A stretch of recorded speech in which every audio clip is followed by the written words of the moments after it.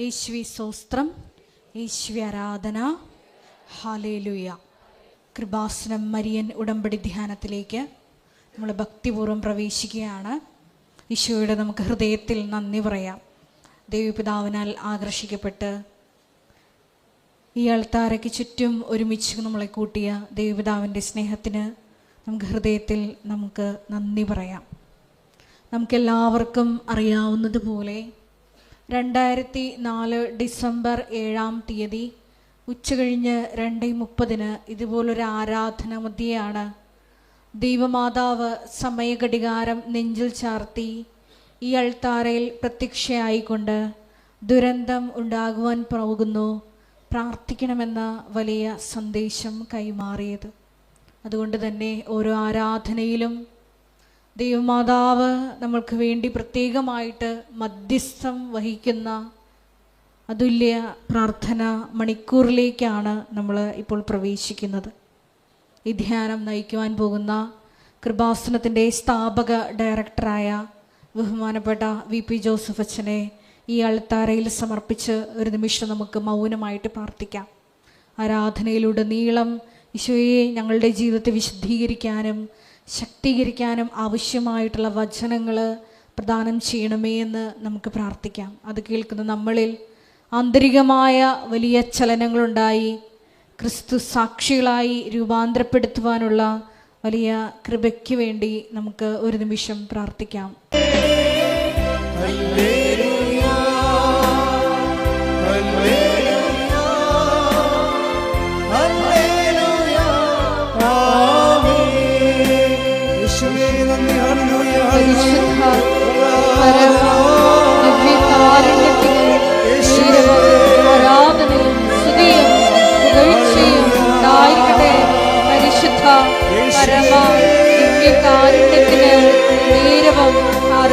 ആരാധനയും സ്തുതിയും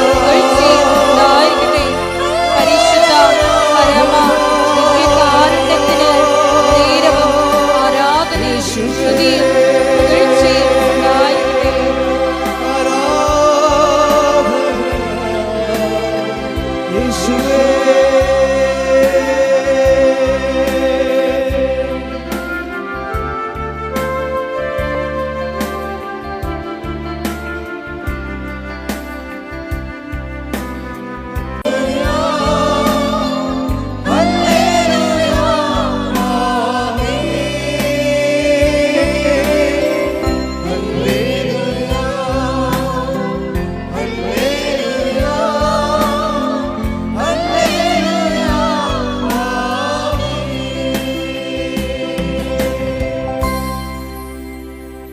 പരിശുദ്ധ പരമ ദിവ്യകാരുണ്യത്തിന് നേരവും ആരാധനയും സ്തുതിയും പുകഴ്ചയും ഉണ്ടായിരിക്കട്ടെ.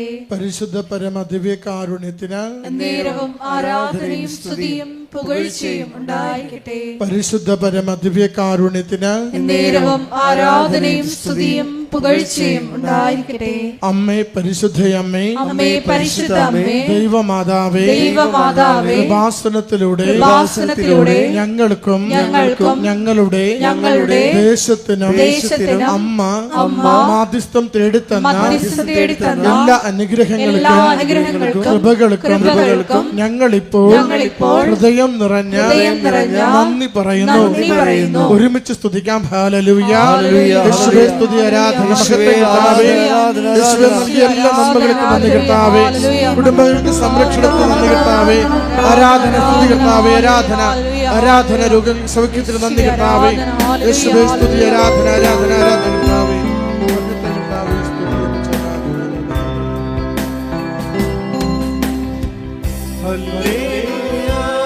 കരങ്ങൾ വീശിക്കൊണ്ട്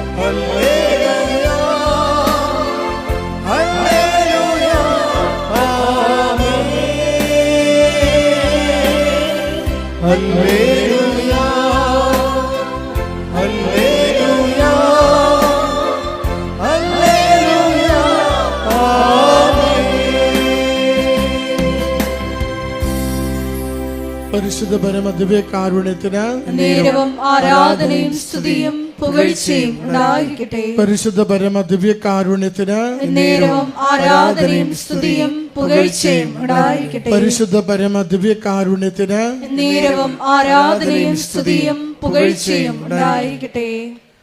അമ്മേ പരിശുദ്ധ അമ്മേ, അമ്മേ പരിശുദ്ധ അമ്മേ, ദൈവമാതാവേ, 2004 ഡിസംബർ 7-ാം തീയതി ഉച്ചകഴിഞ്ഞ് 2:30 കൃപാസനത്തിൽ സംഭവിച്ച അമ്മയുടെ പ്രത്യക്ഷപ്പെടലിനെ കുറിച്ച് തിരുസഭയ്ക്ക് സമർപ്പിച്ചിരിക്കുന്ന പഠനരേഖകളുടെ വസ്തുനിഷ്ഠവും ദൈവശാസ്ത്ര പ്രകാരമുള്ളതുമായ അന്വേഷണ പഠനങ്ങൾ നടത്തി ആ പ്രത്യക്ഷപ്പെടലിലൂടെ പ്രകടമായ ദൈവമാതാവിന്റെ പ്രത്യേക കരുതലും സംരക്ഷണവും വെളിപ്പെടുത്തുന്ന പീഡിതരുടെ ആശ്വാസവും പ്രവാചകന്മാരുടെ രാജ്ഞിയും വാഗ്ദാനത്തിന്റെ പേടകവും പ്രപഞ്ച പ്രകൃതിയുടെ മാതാവുമായ പരിശുദ്ധ അമ്മയുടെ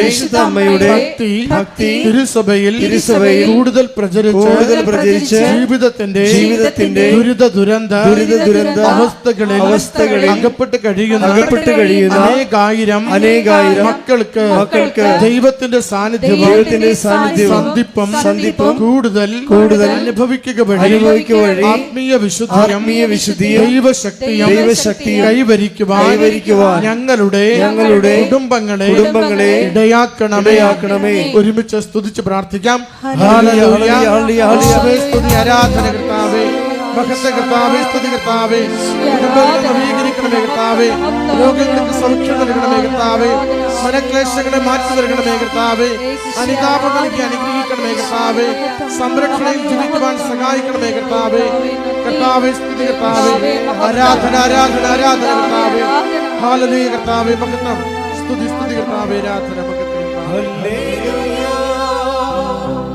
ഹല്ലേലൂയ ഹല്ലേലൂയ ആമേൻ. ഹല്ലേലൂയ ഹല്ലേലൂയ ഹല്ലേലൂയ ആമേൻ. പരിശുദ്ധ പരമ ദിവ്യകാരുണ്യത്തിന് നേരവും ആരാധനയും സ്തുതിയും പുകഴ്ചയും ഉണ്ടായിരിക്കട്ടെ. പരിശുദ്ധ പരമ ദിവ്യകാരുണ്യത്തിന് നേരവും ആരാധനയും സ്തുതിയും പുകഴ്ചയും ഉണ്ടായിരിക്കട്ടെ. പരിശുദ്ധ പരമ ദിവ്യകാരുണ്യത്തിന് നേരവും ആരാധനയും സ്തുതിയും പുകഴ്ചയും ഉണ്ടായിരിക്കട്ടെ.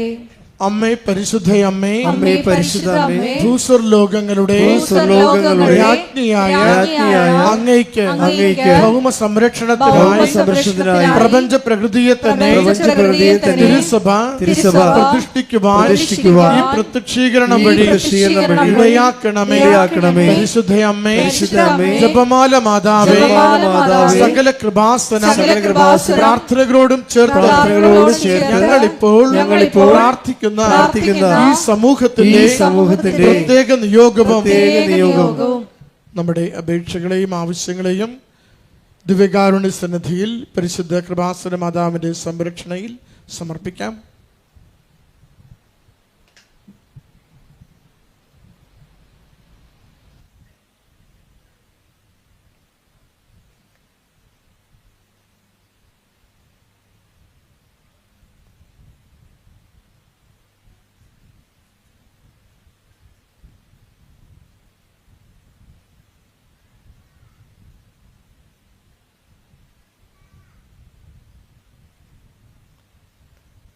അമ്മയുടെ പ്രത്യക്ഷീകരണത്തിന്റെ ഈ അനുഗ്രഹവേളയിൽ ഞങ്ങൾക്ക് സാധിച്ചു തരുവാൻ കനിയണമേ.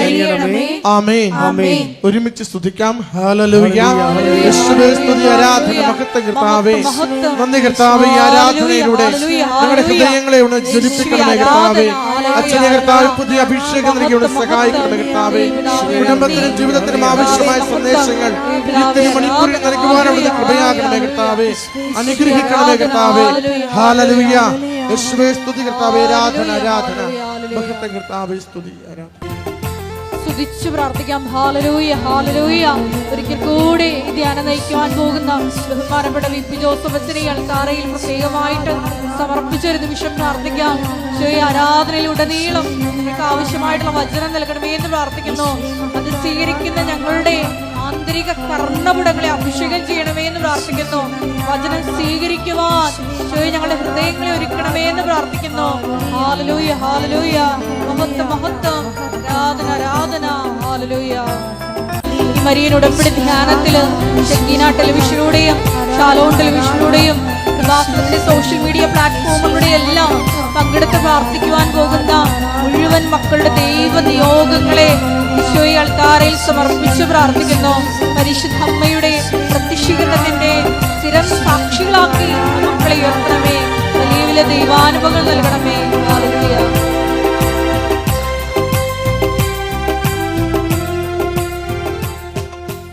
പരിശുദ്ധ പരമദിവ്യകാരുണ്യത്തിന് നേരവും ആരാധനയും സ്തുതിയും പുകഴ്ചയും ഉണ്ടായിരിക്കട്ടെ. പരിശുദ്ധ പരമദിവ്യകാരുണ്യത്തിന് നേരവും ആരാധനയും സ്തുതിയും പുകഴ്ചയും ഉണ്ടായിരിക്കട്ടെ. പ്രിയമുള്ളവരെ, നമ്മൾ ക്രിസ്തീയ വേദപുസ്തക സാരസംഗ്രഹങ്ങൾ നമ്മൾ കൂടെ അതിൽ സാക്ഷരത നേടിക്കഴിയുമ്പോൾ അതിൻ്റെ ആധ്യാത്മികമായ സാങ്കേതിക വിദ്യകളുണ്ട്. അതുകൂടി സ്വായത്തമാക്കാൻ വേണ്ടിയുള്ള ബോധപൂർവമായ ശ്രമം നടത്തണം. എന്നാൽ മാത്രമേ നമ്മൾ ദൈവവുമായിട്ടുള്ള സമ്പർക്കത്തിൽ വളരത്തുള്ളൂ. ദൈവസമ്പർക്കം വളരെ ക്രിസ്തീയതയിൽ ദൈവസമ്പർക്കം വളരെ എളുപ്പമാണ്. എന്നുവെച്ചാൽ ഇപ്പം നിനക്കൊരു കൺഫ്യൂഷൻ ഉണ്ടായി, ദൈവം നിന്നെ സഹായിക്കും. ക്രിസ്തീയതയിൽ ദൈവത്തിൻ്റെ പേര് സഹായകനെന്നാണ് ശരിക്കും. പരിശുദ്ധാത്മാവിനെ കുറിച്ച് പറയുമ്പോൾ അവൻ എന്നേക്കും നിങ്ങളുടെ കൂടെ ഉണ്ടായിരിക്കും. എൻ്റെ പിതാവ് അയക്കുന്ന സഹായകൻ എന്നേക്കും നിങ്ങളുടെ കൂടെ ഉണ്ടായിരിക്കും. അപ്പോൾ ദൈവത്തിന് സഹായത്തിൻ്റെ ഒരു കൗണ്ടറുണ്ട്, ഒരു ഔട്ട്ലെറ്റ്. അപ്പോൾ ദൈവത്തിൻ്റെ മനസ്സ് നിങ്ങൾക്ക് മനസ്സിലായില്ലേ? നമ്മളെ ഏത് വിധേനയും നമ്മൾ അകപ്പെട്ടു പോയ നമ്മളെ സഹായിക്കണമെന്നുള്ളൊരു മനസ്സിൽ നിന്നാണ് ഈ സഹായകൻ എന്നുള്ള കോൺസെപ്റ്റൊക്കെ പരിശുദ്ധാത്മാവ് നമുക്ക് ഈശോ വെളിപ്പെടുത്തി തന്നിരിക്കുന്നത്. Take the bed of God, സഹായകൻ. ശ്രുതിക്കട്ടെ, ഹല്ലേലൂയ, ഹല്ലേലൂയ, ഹല്ലേലൂയ, ഹല്ലേലൂയ. യേശുവേ നന്ദി. ഹല്ലേലൂയ, ഹല്ലേലൂയ, ഹല്ലേലൂയ, ഹല്ലേലൂയ, ഹല്ലേലൂയ, ഹല്ലേലൂയ. യേശുവേ ആരാധന, ആരാധന, ആരാധന, ആരാധന, ആരാധന. ഹല്ലേലൂയ, ഹല്ലേലൂയ, ഹല്ലേലൂയ, ഹല്ലേലൂയ. യോഹന്നാൻ 14:26. യോഹന്നാൻ 14:26. എന്നാൽ എന്റെ നാമത്തിൽ പിതാവ് അയക്കുന്ന സഹായകനായ പരിശുദ്ധാത്മാവ് എല്ലാ കാര്യങ്ങളും നിങ്ങളെ പഠിപ്പിക്കുകയും ഞാൻ നിങ്ങളോട് പറഞ്ഞിട്ടുള്ളതെല്ലാം നിങ്ങളെ അനുസ്മരിപ്പിക്കുകയും ചെയ്യും. ബേസിക്കായിട്ട് ദൈവത്തിൻ്റെ ആത്മാവിൻ്റെ ജോലി എന്താണ്? നമ്മളെ സഹായിക്കുകയാണ്. നിങ്ങളെ ക്രിസ്ത്യാനിറ്റിയുമായിട്ട് പരിചയപ്പെടുമ്പോൾ സ്വാഭാവികമായും ആദ്യം വരണത് ഈ സഹായകൻ്റെ കൗണ്ടറിലാണ് വരണത്. കർത്താവിൻ്റെ മൗലികമായ ദൈവത്തിൻ്റെ മൗലികമായ പ്രവർത്തനങ്ങൾ, അടിസ്ഥാന പ്രവർത്തനങ്ങൾ ഒന്നാണ് സഹായം. അമ്മയിലൂടെ പോലും നമുക്ക് കിട്ടുന്ന സഹായങ്ങൾ ദൈവത്തിൻ്റെ പൊതു നിലപാടിൻ്റെ ഭാഗമായിട്ടാണ്. നമ്മളൊരു പ്രത്യേക പ്രയാസത്തിൽ വീണ് കഴിഞ്ഞാൽ ദൈവം നമ്മളെ സഹായിക്കും. അത് ഇസ്രയേലിൻ്റെ ഒരു അനുഭവമാണ്. ഇസ്രയേലിന്, യഹൂദന്മാർക്ക്, അവരാണല്ലോ ഈ വെളിപാടിൻ്റെ ആദ്യത്തെ ആൾക്കാർ. അതുകൊണ്ട് തന്നെ അവരും ദൈവത്തെ മനസ്സിലാക്കിയിരിക്കുന്നത് തക്ക സമയത്ത് സഹായിക്കുന്നയാളെന്നാണ്. അതുകൊണ്ട് അവിടെ ഈ കാർഷിക വിളകളെല്ലാം നശിച്ച് നാട് നാറാണക്കല്ല് പറിക്കണ ഒരു സമയത്ത് അമ്മമാർ കുഞ്ഞുങ്ങളെ തന്നെത്താൻ പുഴുങ്ങി തിന്നുമായിരുന്നു. ഒന്ന് ചിന്തിച്ച് നോക്കിയേ, ഒരു കാലം അങ്ങനെ ഉണ്ടായിരുന്നു. സ്വന്തം കുഞ്ഞുങ്ങളെ തന്നെ അങ്ങോട്ടും ഇങ്ങോട്ടും കൊന്ന് പുഴുങ്ങി തിന്നണ കാലം. അത്രയ്ക്ക് മനുഷ്യൻ വിശന്നിട്ട് ആക്രാന്തം കയറി, കണ്ണിൽ ഭ്രാന്ത് കയറിയ കാലം. നാട് മുഴുവൻ ഒരു രക്ഷയുമില്ല, വെള്ളം കിട്ടാൻ പോലും മാർഗമില്ലാഞ്ഞ ആക്രാന്തത്തിൻ്റെ കാലം. അപ്പം ആ കാലത്ത് ഒരു മനുഷ്യൻ ഇസ്രയേലിലെ രാജാവിനെ കാണും. രാജാവിനെ കാണുമ്പോൾ രാജാവാണല്ല സഹായിക്കേണ്ടത്. അപ്പം ഈ മനുഷ്യൻ പറയും, രാജാവേ സഹായിക്കണമെന്ന് പറയും. അപ്പോൾ രാജാവ് എന്താ പറയണത്? നമ്മുടെ ഉടമ്പടി പുസ്തകത്തിലുണ്ടത്. കർത്താവ് സഹായിച്ചില്ലെങ്കിൽ എനിക്കെങ്ങനെ സഹായിക്കാൻ കഴിയും? 2 രാജാക്കന്മാർ 6:27. അവൻ പറഞ്ഞു കർത്താവ് സഹായിക്കുന്നില്ലെങ്കിൽ. രാജാവ് പറഞ്ഞു, എന്താണ് പറഞ്ഞ? കർത്താവ് സഹായിക്കുന്നില്ലെങ്കിൽ എനിക്കെങ്ങനെ കഴിയും? ഇപ്പൊ നമ്മൾ സർക്കാർ നിസ്സഹായമായി നിൽക്കുന്ന സമയമുണ്ട്. ഇപ്പോൾ തുടങ്ങിയതല്ലത്, എല്ലാ കാലങ്ങളിലും ഉണ്ട്. ജനങ്ങളെ ഭരിക്കുകയും നയിക്കുകയും സംരക്ഷിക്കുകയും ചെയ്യുന്ന സർക്കാർ തന്നെ ചില വിഷയങ്ങളിൽ നിസ്സഹായമായി നിൽക്കും. അത് ഞാനും കണ്ടിട്ടുണ്ട്. നമ്മളെത്ര ഇന്ന് കാണുന്ന പല ആൾക്കാരും നമ്മൾ സമാധാന കാലത്ത് മാത്രമാണ് അവർക്ക് അവിടെ അധികാരം പ്രയോഗത്തിൽ വരത്തുള്ളൂ. പക്ഷെ നമുക്ക് സമാധാന കാലത്ത് വലിയ അധികാര സഹായങ്ങൾ ആവശ്യമില്ലതാനും. അതാണ് രസം.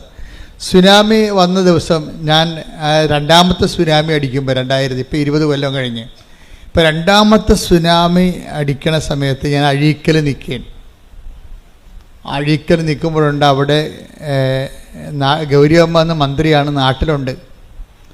കുറേ പോലീസുകാരുമായിട്ട് വന്ന് അഴീക്കൽ ഇറങ്ങേണ്ട സമയത്ത് തന്നെ റേഡിയോ ടി വിയിലൊക്കെ എല്ലാം വേളാങ്കണ്ണി പള്ളി വരെ കടൽ കയറണതും പിന്നെ എല്ലായിടത്തും ആൾക്കാരും മരിക്കുന്ന വാർത്തകൾ വന്നുകൊണ്ടിരിക്കുകയാണ്. അപ്പോൾ ആൾക്കാർ കടപ്പുറത്തുനിന്ന് കുടിയൊഴിഞ്ഞ് കിട്ടിയത് ആടെങ്കിൽ ആട്, പശുവെങ്കിൽ പശു, കിട്ടിയതൊക്കെ എല്ലാം എടുത്ത് ഓട്ടോറിക്ഷയായാലും പെട്രോറിക്ഷയായാലും സൈക്കിളിൻ്റെ പുറകിലൊക്കെ ജനം ഇങ്ങനെ പലായനം ചെയ്യണ കാഴ്ചയാണ്. ഞാൻ എൻ്റെ കണ്ണുകൊണ്ട് ആദ്യം കണ്ടതാണ് ഇങ്ങനെ ജനം ഇങ്ങനെയാണ് കൂട്ടത്തോടെ കുടിയൊഴിഞ്ഞു പോണത് എങ്ങനെയാണെന്ന്. ആ സമയത്താണ് ഗൗരിയമ്മയും കുറേ പോലീസുകാരും കൂടി വന്നത് മാത്രമേ നമുക്ക് ഓർമ്മയുള്ളൂ. മൂന്നാമത്തെ തിര ഇങ്ങനെ തിരിഞ്ഞു വന്നപ്പോൾ ആൾക്കാർ അലറി കടപ്പുറത്ത് കിടന്നുണ്ട്. അപ്പം തന്നെ ഗൗരിയമ്മ ഒരു കാല് അകത്ത് വെച്ച് ഒരു കാലം പുറത്ത് വെച്ച് ഒരു കണക്കിന് കാറും കൊണ്ട് അവിടുന്ന് പോലീസുകാരെല്ലാം കൂടി ഓടിക്കളഞ്ഞു അവിടുന്ന്. അപ്പോൾ എനിക്ക് മനസ്സിലായി, മന്ത്രിയാണെങ്കിലും ഒന്നും ചെയ്യാനില്ല, അവിടെ നിസ്സഹായനാണ്. ആരായാലും നിസ്സഹായനാണ്. അപ്പം എനിക്കൊരു പേടി വന്നത് ജനമിങ്ങനെ കൂട്ടത്തോടെ പലായനം ചെയ്യണ കണ്ടപ്പോഴേക്ക് ഭയങ്കര പ്രയാസമായി. കാര്യം ഇനി ജനം തിരിച്ചു വരത്തില്ലേ, ഇനി എന്താണ്, കടൽ കയറി വരികയാണ്, മൂന്നാമത്തെ കയറ്റം കയറി കഴിഞ്ഞാൽ നാട് മുങ്ങിപ്പോവുക.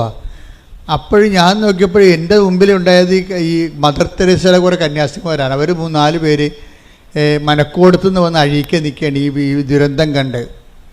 ഞാൻ ഉടനെ, അവർ കുറച്ച് പ്രാർത്ഥനയൊക്കെ ഉള്ളവരാണല്ലോ, ഒന്നുമില്ലെങ്കിൽ പ്രാർത്ഥന അല്ലെങ്കിൽ അവർ നല്ല പ്രവർത്തനങ്ങളുള്ള ആൾക്കാരാണ്. അപ്പം പ്രവർത്തനം പ്രയോഗം എല്ലാം പ്രഖ്യാപനത്തിൻ്റെ ഒരു ഭാഗമാണ്. അപ്പോൾ അവർക്ക് ബലമുണ്ടാകും, ദൈവതിരുസന്നിധിയിൽ അവർക്ക് ബലമുണ്ട്. അപ്പം ഞാൻ ഉടനെ അവരെയും വിളിച്ചുകൊണ്ട് കടലിലോട്ട് ചെന്ന്. അപ്പോൾ എൻ്റെ മനസ്സിലുണ്ട് എന്താ വെച്ചാൽ വേറെ അവിടെ കാഴ്ചക്കാരിക്കാവുന്നല്ലാതെ ദൈവത്തിൻ്റെ ആൾക്കാർക്കല്ലാതെ അവിടെ ഒന്നും ചെയ്യാനില്ല. അത് നമ്മൾ കണ്ടതാണ്, നേരെ കണ്ട സംഭവമാണ്. അപ്പം ഞാൻ 4 കന്യാസിമാരെയും വിളിച്ചുകൊണ്ട് കടലിലോട്ട് ചെന്നിട്ട് എന്താ ചെയ്യണമെന്ന് വെച്ചാൽ അവിടെ മുട്ടിയിൽ നിന്നിട്ട് ഇവരുടെ ഈ കന്യാസിമാരുടെ കൈ അപ്പുറത്തും കോർത്ത് പിടിച്ചുകൊണ്ട് ഞങ്ങൾ സ്വർഗസ്ഥനായ പിതാവ് നന്മ നിറഞ്ഞുറയും ചൊല്ലി. എന്നിട്ട് ഞാൻ പറഞ്ഞത് ഒറ്റ കാര്യമേ ഉള്ളൂ, കർത്താവേ, ജോബിൻ്റെ പുസ്തകത്തിൽ എഴുതിയിട്ടുണ്ട്, എന്താണ്, കടലിന് ഓടാമ്പൽ വെച്ചത് നീയാണെന്ന്. നീ ഇന്ന് ഓടാമ്പൽ വെച്ചില്ലെങ്കിൽ ഈ ജനം ഉണ്ടാകത്തില്ല. അതായത് കടലിന് ഓടാമ്പൽ വെക്കുന്നത് കർത്താവാണെന്ന് ജോബിൻ്റെ പുസ്തകത്തിലുള്ളതാണ്. ഈ വചനങ്ങൾ പഠിക്കുന്നതിൻ്റെ ഉദ്ദേശം തക്ക സമയത്ത് നമുക്കത് പ്രയോഗിക്കാൻ വേണ്ടിയാണ്. എൻ്റെ മനസ്സിൽ പരിശുദ്ധാത്മാവ് എൻ്റെ ഒരു സഹായം തന്നതാണ്. എന്താണ്? ഈ വചനം ഓർക്കടാ, ഈ വചനം ഓർത്ത് പ്രാർത്ഥിക്കാൻ പറഞ്ഞു. ആ വചനം ഞാൻ ഓർത്തപ്പോഴേ അത് സഹായമാണ്. ശരിക്കും പരിശുദ്ധാത്മാവിൻ്റെ വചനം ഓർപ്പിച്ചു തരുമെന്നാണ് പറഞ്ഞത്. എന്താണ്? ഞാൻ പഠിപ്പിച്ചിട്ടുള്ള നിങ്ങളെ അനുസ്മരിപ്പിക്കുകയും ചെയ്യും. Take the bed of God. ശ്രുതികട്ടെ ഹല്ലേലൂയ. യോഹന്നാൻ 14:26. യോഹന്നാൻ 14:26 എന്നാൽ എന്റെ നാമത്തിൽ പിതാവ് അയക്കുന്ന സഹായകനായ പരിശുദ്ധാത്മാവ് എല്ലാ കാര്യങ്ങളും നിങ്ങളെ പഠിപ്പിക്കുകയും ഞാൻ നിങ്ങളോട് പറഞ്ഞിട്ടുള്ളതെല്ലാം നിങ്ങളെ അനുസ്മരിപ്പിക്കുകയും ചെയ്യും.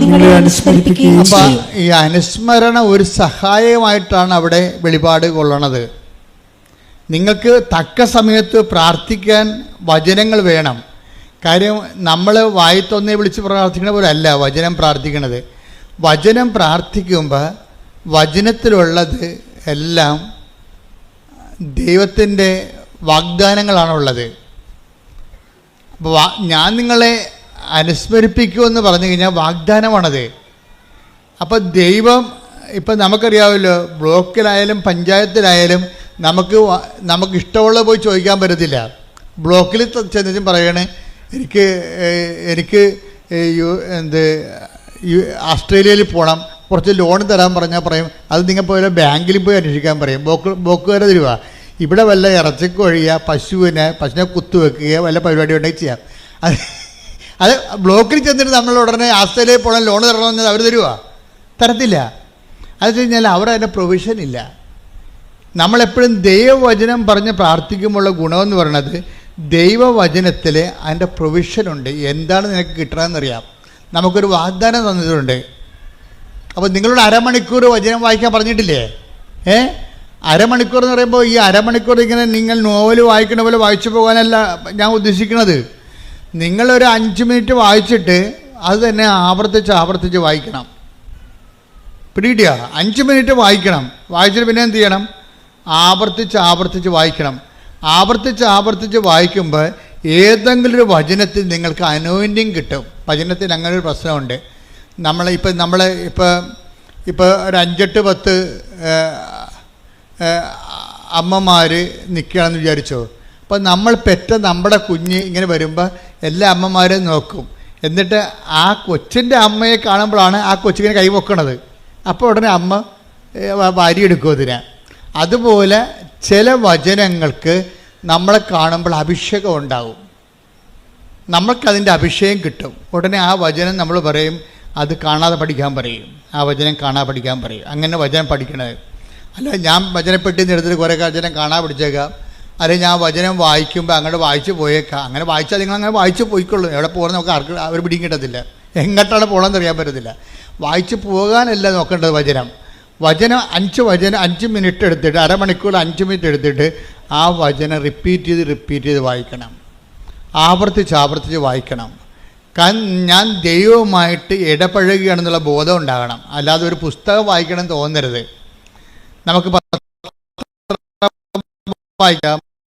അപ്പം അതുപോലെ ഒരു ബൈബിളും വായിക്കാം. അങ്ങനെ വായിച്ച അഭിഷേകം ഉണ്ടാകത്തില്ല. ഞാൻ എൻ്റെ ദൈവത്തിൻ്റെ ദൈവത്തോട് ഇത് വാക്കുകൾ കേട്ടുകൊണ്ടിരിക്കുകയാണ്. വായിക്കുമ്പോൾ ഞാൻ കേട്ടുകൊണ്ടിരിക്കുകയാണ്. ഞാൻ ദൈവത്തെ കേൾക്കുകയാണ് എന്ന് പറയുമ്പോൾ ഭക്തി തോന്നണം. ഭക്തി ഉണ്ടാവും അല്ലേ?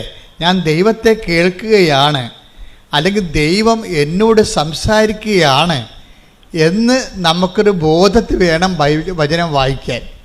5 മിനിറ്റ് വായിച്ചിട്ട് പിന്നെ റിപ്പറ്റീഷൻ ആയിരിക്കണം അതിൻ്റെ.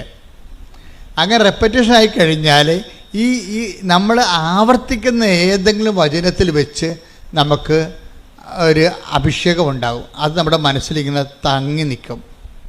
എന്നിട്ട് തങ്ങി നിന്നിട്ട് അതിങ്ങനെ അബീസിലേക്ക് പോകും. ചില സമയത്ത് അബീസിലേക്ക് പോയാലും അതിൻ്റെ കോഡ് അടിച്ചാൽ നമുക്കറിയാമല്ലോ, സെർവറിലേക്ക് നമ്മുടെ മാറ്റർ മൊബൈലിൽ സെർവറിലേക്ക് പോയാലും ശരി, നമ്മളതിൻ്റെ കോഡ് അടിച്ചു കഴിഞ്ഞാൽ ഉടനെ അത് തിരിച്ചു വരും ഇല്ലേ? എന്ത് വീഡിയോ ആണെങ്കിലും നമ്മൾ അതിൻ്റെ ഒരു കോഡ് അടിച്ച് കൊടുത്താൽ മതി.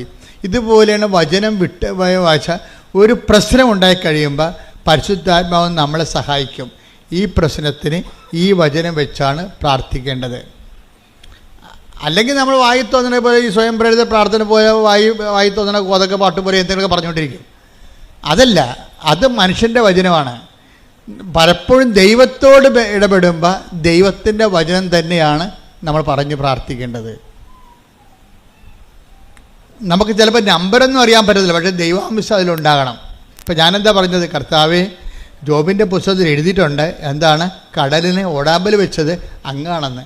കർത്താവ്, ആ ഓടാമ്പൽ ഊരിപ്പോയിട്ടുണ്ടെങ്കിൽ അതിനെ അങ്ങ് തന്നെ അടച്ചു വെക്കണം. ഈ ജനങ്ങളുടെ ജീവൻ രക്ഷിക്കണം.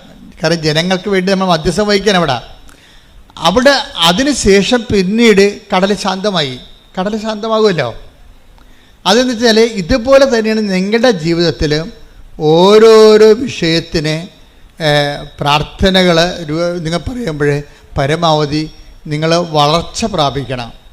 വളർച്ച പ്രാപിച്ചിട്ട് ഒന്ന് പ്രാർത്ഥിച്ച്, കർത്താവായ ദൈവമേ, ഓരോരോ വിഷയത്തിന് ആസ്പദമായ വചനങ്ങളെ അനുസ്മരിപ്പിച്ച് തരുവാൻ അഭിഷേകം നൽകണമേ. ഓരോരോ വചനത്തിന് ആസ്പദമായ വചനങ്ങളെ, ഓരോരോ വിഷയത്തിന് ആസ്പദമായ വചനങ്ങളെ അനുസ്മരിപ്പിച്ച് നൽകുവാൻ അഭിഷേകം നൽകണമേ.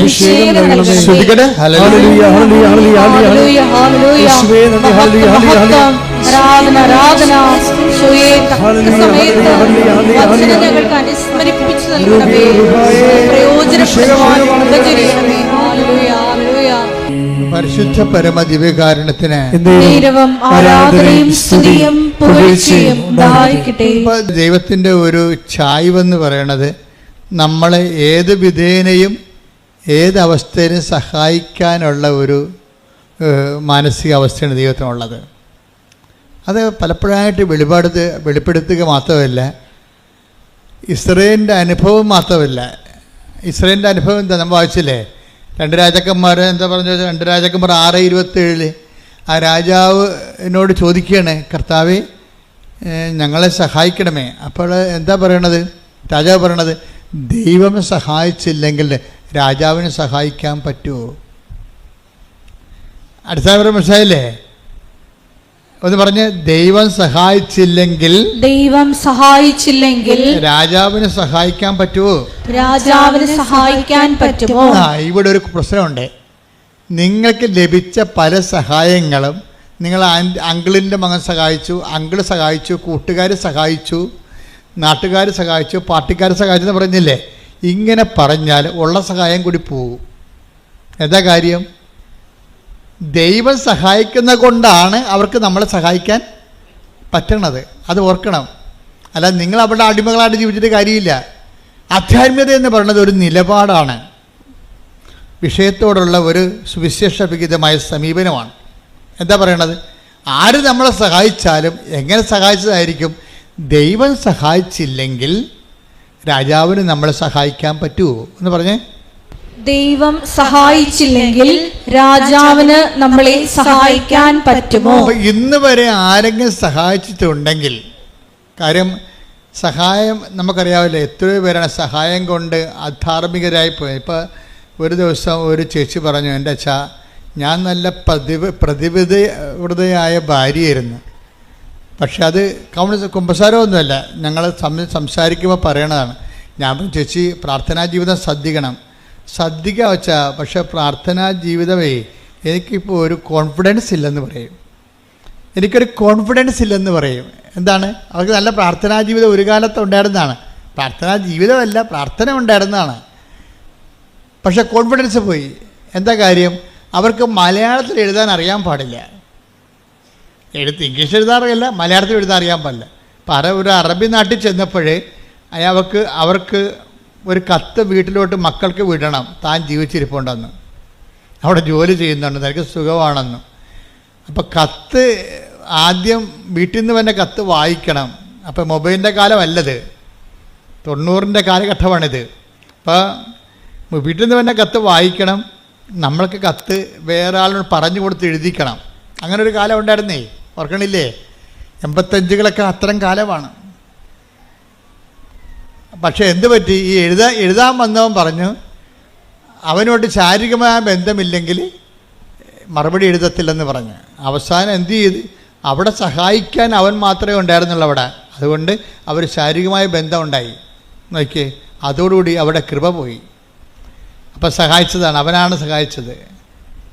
അല്ലെങ്കിൽ ഇവർക്ക് ദാർഢ്യത്തോടെ ഇവർക്ക് പറയാമായിരുന്നു, നീ പൊടാവിടുന്നു, നീ എന്നെ സഹായിക്കുന്നുണ്ടെങ്കിൽ എൻ്റെ കർത്താവ് എന്നെ സഹായിക്കുന്നത് നീ വഴിയാണ്, നിനക്ക് സഹായിച്ചില്ലെങ്കിൽ നാളെ വേറെ ആൾ വരും എന്ന് പറയാനുള്ള ചങ്കൂറ്റത്തിൻ്റെ പേരാണ് ആധ്യാത്മികത. കൈയടിച്ച് ശ്രദ്ധിക്കട്ടെ. ഹല്ലേലൂയ.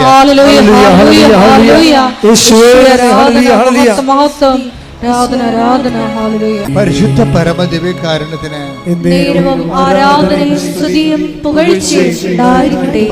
ആധ്യാത്മികത എന്ന് പറയുന്നത് ഒരു കുറച്ച് പ്രാർത്ഥനകളുടെ സംഹിതയല്ല, മറിച്ച് എന്താണ്, ഒരു ജീവിത വിഷയങ്ങളുള്ള ദൈവ കേന്ദ്രീകൃതമായ ഒരു നിലപാടാണ്.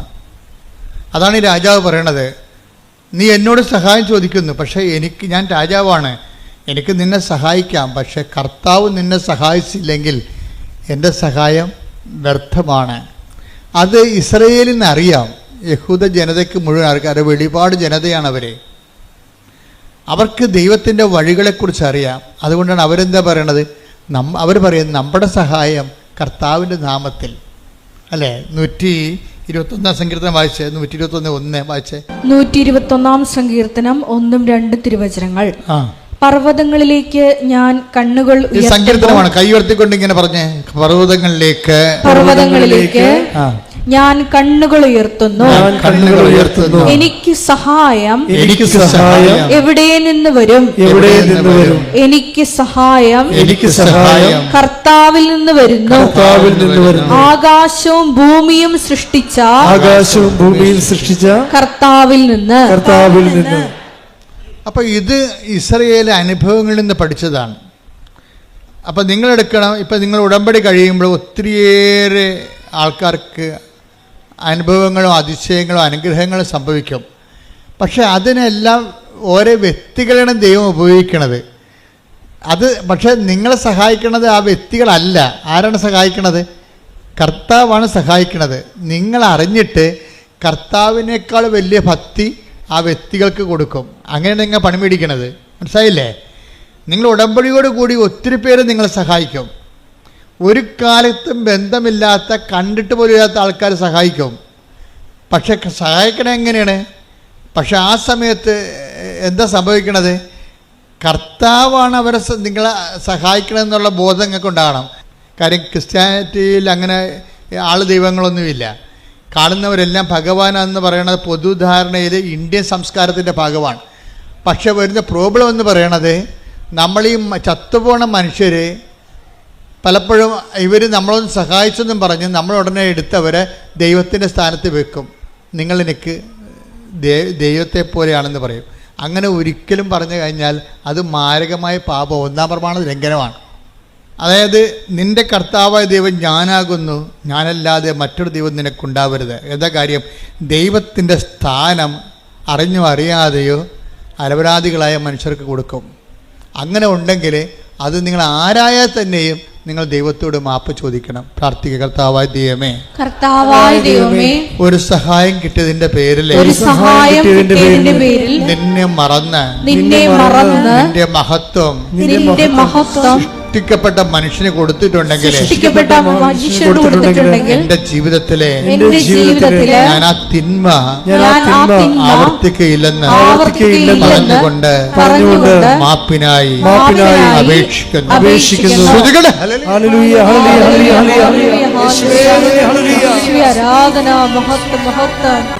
പരിശുദ്ധ പരമദിവ്യകാരുണ്യത്തിന് നേരവും ആരാധനയും സ്തുതിയും പുകഴ്ചയും ഉണ്ടായിരിക്കട്ടെ.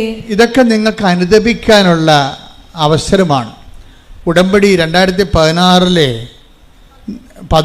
ആദ്യം തരുമ്പോൾ കർത്താവിൻ്റെ ഉടമ്പടിയുടെ അടിസ്ഥാന വചനം എന്തായിരുന്നു അറിയാവോ? എന്താണ്? അനുതപിച്ചാൽ നീ അനുഗ്രഹം പ്രാപിക്കും. യെശയ്യാ 1:19. അനുസരിക്കാൻ സന്നദ്ധരെങ്കിൽ ആദ്യത്തെ ഒരു പാപം ചെയ്തവരായിരിക്കാം നമ്മൾ. പക്ഷെ നമുക്ക് അനുദപിക്കാനുള്ള ഇതുപോലുള്ള അവസരങ്ങളുണ്ട്. പക്ഷെ അത് കൊടുത്താൽ മാത്രമേ കിട്ടത്തുള്ളൂ. ഹെബ്രായർ 12:17. പിന്നീട് അവകാശം പ്രാപിക്കാൻ ആഗ്രഹിച്ചപ്പോൾ പറഞ്ഞ പിന്നീട് അവകാശം പ്രാപിക്കാൻ ആഗ്രഹിച്ചപ്പോൾ ആളുടെ കാര്യമാണ്, ഏശാവിന്റെ കാര്യമാണ്. ഒരു ഗ്ലാസ് പാൽപ്പായസത്തിന് വേണ്ടി കടിഞ്ഞൽ അവകാശം വിറ്റ ഒരു പന്നിയാണ് ആ മനുഷ്യൻ. അവന് പിന്നീട് ബോധമുണ്ടായി. വിശപ്പ് വന്നപ്പോൾ പെട്ടെന്ന് ദൈവത്തെ മറന്നു പോയെങ്കിലും വിശപ്പ് കഴിഞ്ഞപ്പോൾ 2 ഏമ്പക്കം വിട്ട് കഴിഞ്ഞപ്പോൾ പുള്ളിക്ക് ബോധം വന്നു. പക്ഷെ അങ്ങനെ ബോധം വന്നിട്ട് കാര്യമില്ല. പിന്നീട് പുള്ളി കരഞ്ഞ്. പക്ഷേ പിന്നീട് അവകാശം പ്രാപിക്കാൻ അവൻ ആഗ്രഹിച്ചു. എന്താ പക്ഷെ വചനം എന്താ പറയണത്? അവൻ തിരസ്കരിക്കപ്പെട്ടുവെന്ന് നിങ്ങൾക്കറിയാമല്ലോ. കണ്ണീരോടെ അവൻ അത് ആഗ്രഹിച്ചെങ്കിലും അനുദപിക്കാൻ അവൻ അവസരം ലഭിച്ചില്ല.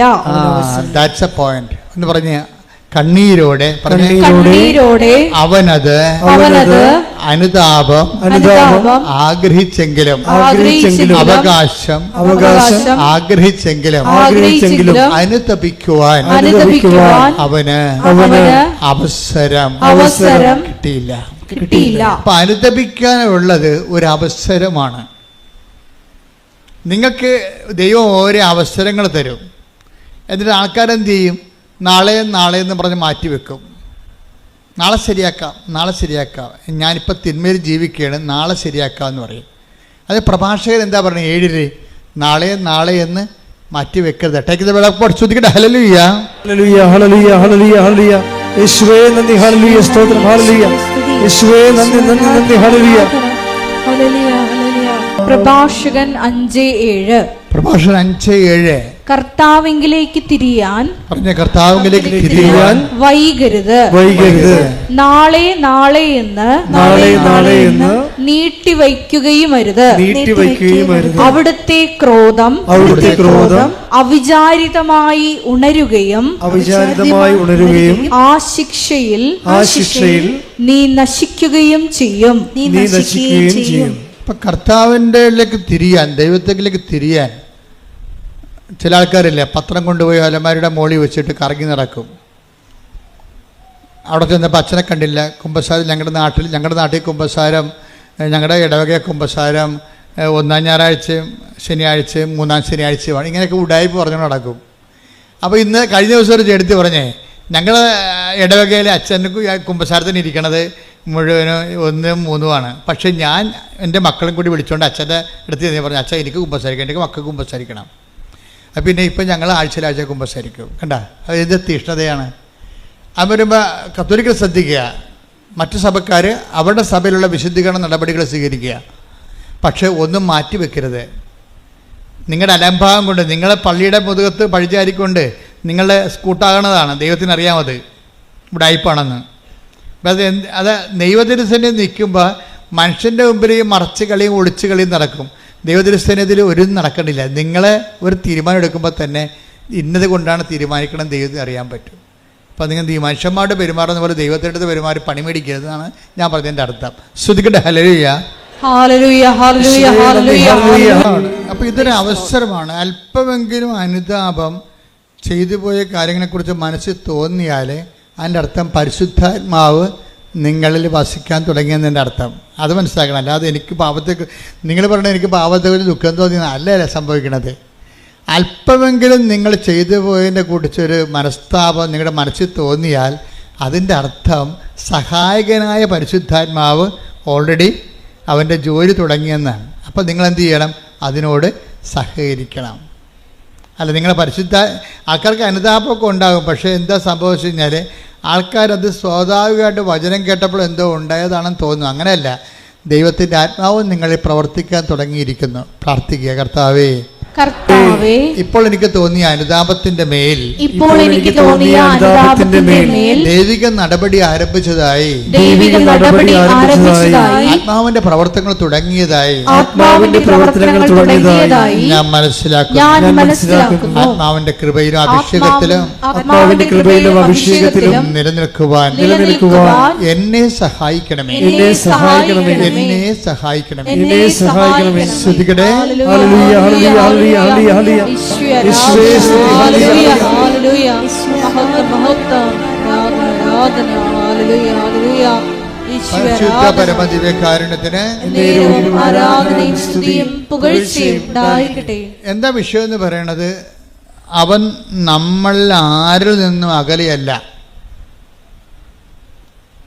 അല്ലാതെ ക്രിസ്ത്യാനികളിൽ നിന്നും അല്ലെങ്കിൽ നോൺ ക്രിസ്ത്യൻസിൽ നിന്നും അകലെയല്ല എന്നല്ല പറഞ്ഞിരിക്കുന്നത്. അവൻ നമ്മളിൽ നിന്ന് ആരിൽ നിന്നും അകലെയല്ല. ഈ അനുതാപം ആർക്കെല്ലാം തോന്നിയിട്ടുണ്ടോ ഓർക്കണേ എന്താണ്? നിങ്ങൾ ഏത് മതത്തിൽപ്പെട്ടായാലും ദൈവം നിങ്ങളുടെ അടുത്തുണ്ട്. കൈയടിച്ച് സ്തുതിക്കട്ടെ. ഹല്ലേലൂയ. നടപടി പുസ്തകം 17:27. അവർ ദൈവത്തെ അന്വേഷിക്കുന്നതിനും ഇത് അവർ ദൈവത്തെ അന്വേഷിക്കുന്നതിനും ഒരുപക്ഷേ അനുഭവത്തിലൂടെ അവിടുത്തെ കണ്ടെത്തുന്നതിനും വേണ്ടിയാണ്. ദൈവത്തെ കണ്ടെത്തുന്ന ഒരു വഴി എന്താണ്? അനുഭവമാണ്. മനസ്സിലായില്ലേ? നടപടി 17 എന്താ പറഞ്ഞത്? 17:27 എന്താ പറയണത്? ദൈവത്തെ കണ്ടെത്തുന്ന ഒരു വഴി എന്താണ്? അനുഭവമാണ്. അതുകൊണ്ടാണ് ഈ അനുഭവ സാക്ഷ്യമെന്നും പറഞ്ഞ് നമ്മൾ കെട്ടിച്ചാടി നടക്കേണ്ട കാര്യം ഇതാണ്. ദൈവത്തെ മനുഷ്യൻ കണ്ടെത്തണത് ബുദ്ധിപരമായിട്ടുള്ള വ്യായാമത്തിലൂടെയല്ല, ഒരു ടാഞ്ചിബിളായിട്ടുള്ള സ്പർശ്യമായിട്ടുള്ള അനുഭവത്തിലൂടെയാണ്. ബുദ്ധിപരമായ വ്യായാമത്തിലൂടെ കണ്ടെത്തുന്നവർ ചിലപ്പോൾ 0% ആയിരിക്കും, 0.1 ഇരിക്കും. പക്ഷേ ബാക്കി 99% ആൾക്കാരും ദൈവത്തെ കണ്ടെത്തുന്നത് സ്വന്തം അനുഭവത്തിലൂടെയാണ്. ഈ അനുഭവത്തിലൂടെ എന്താണ് അനുഭവം? എന്താണ് അനുഭവം എന്ന് പറയണത്? ബേസിക്കായിട്ടുള്ള അനുഭവം എന്ന് പറയണത്, വായിച്ചോളൂ, താഴേക്ക് വായിച്ചോളൂ. എങ്കിലും അവിടുന്ന് നമ്മിൽ ആരിൽ നിന്ന് അകലെയല്ല. അതാ സംഭവം. എങ്കിലും അവിടുന്ന് പറഞ്ഞേ, എങ്കിലും അവിടുന്ന് നമ്മൾ ആരിൽ നിന്നും അകലെയല്ല. അപ്പൊ ഇതാണ് ബേസിക് ഗോഡ് എക്സ്പീരിയൻസ് എന്ന് പറയണത്. നിങ്ങൾ ഏത് മതത്തിൽപ്പെട്ട ആൾക്കാരായാലും ദൈവം നിങ്ങളിൽ നിന്ന് അകലെയല്ല എന്ന് ആരിൽ നിന്നും എന്നാണ് പറയണത്. അല്ലാതെ മറ്റ് ഓരോ വിഭാഗമല്ല പറയണത്. നമ്മൾ അത് ഏതൻസിലെ പ്രസംഗമാണ്. ഏതൻസിൽ ചുരുക്കം ചില യഹൂദന്മാരേ ഉള്ളൂ. പൗലോസിൻ്റെ പ്രസംഗമാണിത്. അവിടെയുള്ളതെല്ലാം ഗ്രീക്ക് വിജാതിയരാണ് ഉള്ളത്, യഹൂദന്മാരുടെ ജാതിയിൽപ്പെടാത്തവരാണ്. അപ്പോൾ കോമൺ പബ്ലിക്കിനോടാണ് പറയണത്, നമ്മൾ ആരിൽ നിന്നും ദൈവം അകലെയല്ല. ഇതെല്ലാവരും മനസ്സിലാക്കണം. നിങ്ങൾ എന്ത് വിശ്വസിച്ചാലും യഥാർത്ഥ ദൈവം നിങ്ങൾ ആരിൽ നിന്നും അകലെയല്ല. അതുകൊണ്ട് ഇപ്പോഴെന്താ സംഭവം? അകലെ അല്ല എന്ന് വെച്ചാൽ അർത്ഥം എന്താണ്? അടുത്താണെന്നാണ് അർത്ഥം. മനസ്സിലായി? അകലെയല്ലെന്ന് പറഞ്ഞതിൻ്റെ അർത്ഥം എന്താണ്? അടുത്താണ്. കലവൂര് ഈ കൃപാസനത്തിൻ്റെ അകലെ അല്ല എന്ന് വെച്ചാൽ കലവൂര് അമേരിക്കയിലല്ലെന്ന് അതിൻ്റെ അർത്ഥം. അടുത്താണെന്ന് എന്ന് വെച്ചാൽ നമ്മളൊരു ചെറിയൊരു പരിശ്രമം നടത്തിയാൽ പെട്ടെന്ന് അവിടെ എത്താൻ കഴിയും. അപ്പം ദൈവത്തിൻ്റെ അനുഭവങ്ങളെന്ന് പറയണത് യമ, നിയമ, ആസന, പ്രാണായാമ, പ്രത്യാസന, നിധിധ്യാസന, സമാധിയിലൂടെ 9 കൊല്ലം കാത്തിരിക്കേണ്ട കാര്യങ്ങളില്ലെന്നാണ് പറയണത്. വളരെ ദൈവത്തിന് വളരെ സിമ്പിളായിട്ടാണ് കൊടുക്കണത്. എന്താ കാര്യം? നമ്മൾ ആരിൽ നിന്നും അകലെയല്ല. നമ്മൾ ചെറിയൊരു പരിശ്രമം നമ്മുടെ ഭാഗത്തു നിന്നുണ്ടെങ്കിൽ ദൈവം നമ്മുടെ അടുത്തുണ്ട്, തൊടാൻ നമുക്ക് പറ്റും. ഈ പരിശ്രമമായി ചെറിയൊരു പരിശ്രമമാണ് ഉടമ്പടി ചെയ്യണത്. മനസ്സിലായി? ഇപ്പോൾ ഉടമ്പടി ചെയ്യണത് എന്താണ്? ബേസിക്കായിട്ട് നമ്മളിൽ നിന്ന് ആരിൽ നിന്നും അകലെയല്ലാത്ത ദൈവത്തിനെ എന്ന് വെച്ചാൽ നമ്മുടെ അടുത്ത് തന്നെയുള്ള ദൈവത്തിനെ പെട്ടെന്ന് അനുഭവിക്കാനുള്ള ഒരു ചെറിയ സ്റ്റെപ്പാണ് നമ്മൾ ഉടമ്പടി ചെയ്യണത്. എന്താണ്? അവൻ പറയണത് പോലെ ചെയ്യുക, പ്രാർത്ഥിക്കുക. കർത്താവായ ദൈവമേ, അവൻ പറയണ പോലെ ചെയ്തുകൊണ്ട് ഞങ്ങളിൽ ആരിൽ നിന്നും അകലെയല്ലാത്ത ദൈവത്തെ, അടുത്തുള്ള ദൈവത്തെ അനുഭവിക്കുവാൻ നല്ല ഉടമ്പടി സാക്ഷികളായി മാറാൻ ഞങ്ങളെ അഭിഷേകം ചെയ്യണമേ. ശ്രുതികടേ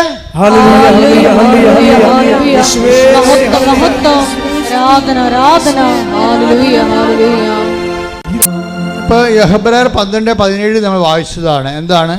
അനുദപിക്കാനുള്ള അവസരം ഏശാവിന് ദൈവം കൊടുത്തില്ല. കാര്യം ചില ആൾക്കാർക്ക് അനുദപിക്കാനുള്ള അവസരം കൊടുക്കത്തില്ല. എന്താ കാര്യം? ദൈവം അവസരം തന്നാൽ മാത്രമേ അനുതാപം തോന്നത്തുള്ളൂ. യേശാവിന് അനുതാപത്തിന് അവസരം കൊടുത്തില്ല, അയാൾക്ക് ഒന്നും തോന്നിയില്ലെന്നാണ്. ആദം എന്തുകൊണ്ടാണെന്ന് വെച്ച് കഴിഞ്ഞാൽ നമ്മൾ വീണ്ടും വീണ്ടും പാപം ചെയ്യുമെന്നും ഇത് ചുമ്മാ ഒരു അഭ്യാസത്തിന് വേണ്ടി IELTS പാസ്സാകാനോ വീട് വിൽക്കാനോ ജപ്തിയിൽ നിന്ന് രക്ഷപ്പെടാൻ വേണ്ടിയുള്ള ഉടമ്പടി പ്രയോഗമാണ്, അല്ലാതെ ജീവിതത്തിൽ ദൈവത്തെ ക്ഷണിക്കാൻ ഉദ്ദേശിക്കുന്നില്ല. അകലെ നിന്നുള്ള ദൈവത്തിൻ്റെ അനുഗ്രഹം അടിച്ചു മാറ്റി വയറ്റിപ്പഴപ്പിന് ജീവിക്കാനാണെന്ന് ദൈവത്തിന് തോന്നിയാൽ നമുക്ക് അനുതാപം തോന്നത്തില്ല. അവസരമാണിത്, പക്ഷേ നമുക്ക് അനുതാപം തോന്നത്തില്ല, നമുക്കത് ഫീൽ ചെയ്യത്തില്ല. നമുക്ക് ഫീൽ ചെയ്തിട്ടില്ലെങ്കിൽ ആദ്യം ഫീൽ ചെയ്യാൻ ആളാരാണെന്നറിയാവോ? ആദമാണ് ആദ്യത്തെ മനുഷ്യൻ്റെ എന്താണ് അതിന് ദൈവം അവനോട് ചോദിച്ചു. എന്താ ചോദിച്ചത്? പാപം കഴിഞ്ഞപ്പോൾ ദൈവത്തിൻ്റെ അനുസരണം, ദൈവത്തിൻ്റെ വചനത്തോടാണ് അനുസരണം കാട്ടിയത്. ബേസിക്കായിട്ട് എന്താണ് ആദത്തിൻ്റെ പാപം? ഉടമ്പടി വിരുദ്ധമായ പാപമാണ്. എന്താണ്? അവൻ പറയണ പോലെ ചെയ്യുന്നതാണ് ഉടമ്പടി, അവൻ പറയണ പോലെ ചെയ്യാത്തതാണ് പാപം. ക്ലിയർ അല്ലേ? പാദത്തിൻ്റെ പാപം എന്താണ്? ഉടമ്പടിയുടെ ബ്രേക്ക്മെൻറ്റാണ് വരുന്നത്. അതിൻ്റെ അകത്ത് ദൈവവും മനുഷ്യനും ഉണ്ടായ കാലം മുതലുള്ള നടപടിക്രമം ഉടമ്പടിയാണ്. ചിലപ്പോൾ ഉടമ്പടിയും ദൈവം പറയത്തില്ല, പക്ഷെ പറയണ പോലെ ചെയ്യാൻ പറയും. ആദം പറയണ പോലെ ചെയ്തില്ല, ഉടമ്പടി ബ്രേക്ക് ചെയ്തു. പക്ഷേ ആദ്യത്തിന് എന്ത് പറ്റി? അവസരം കൊടുത്തില്ല.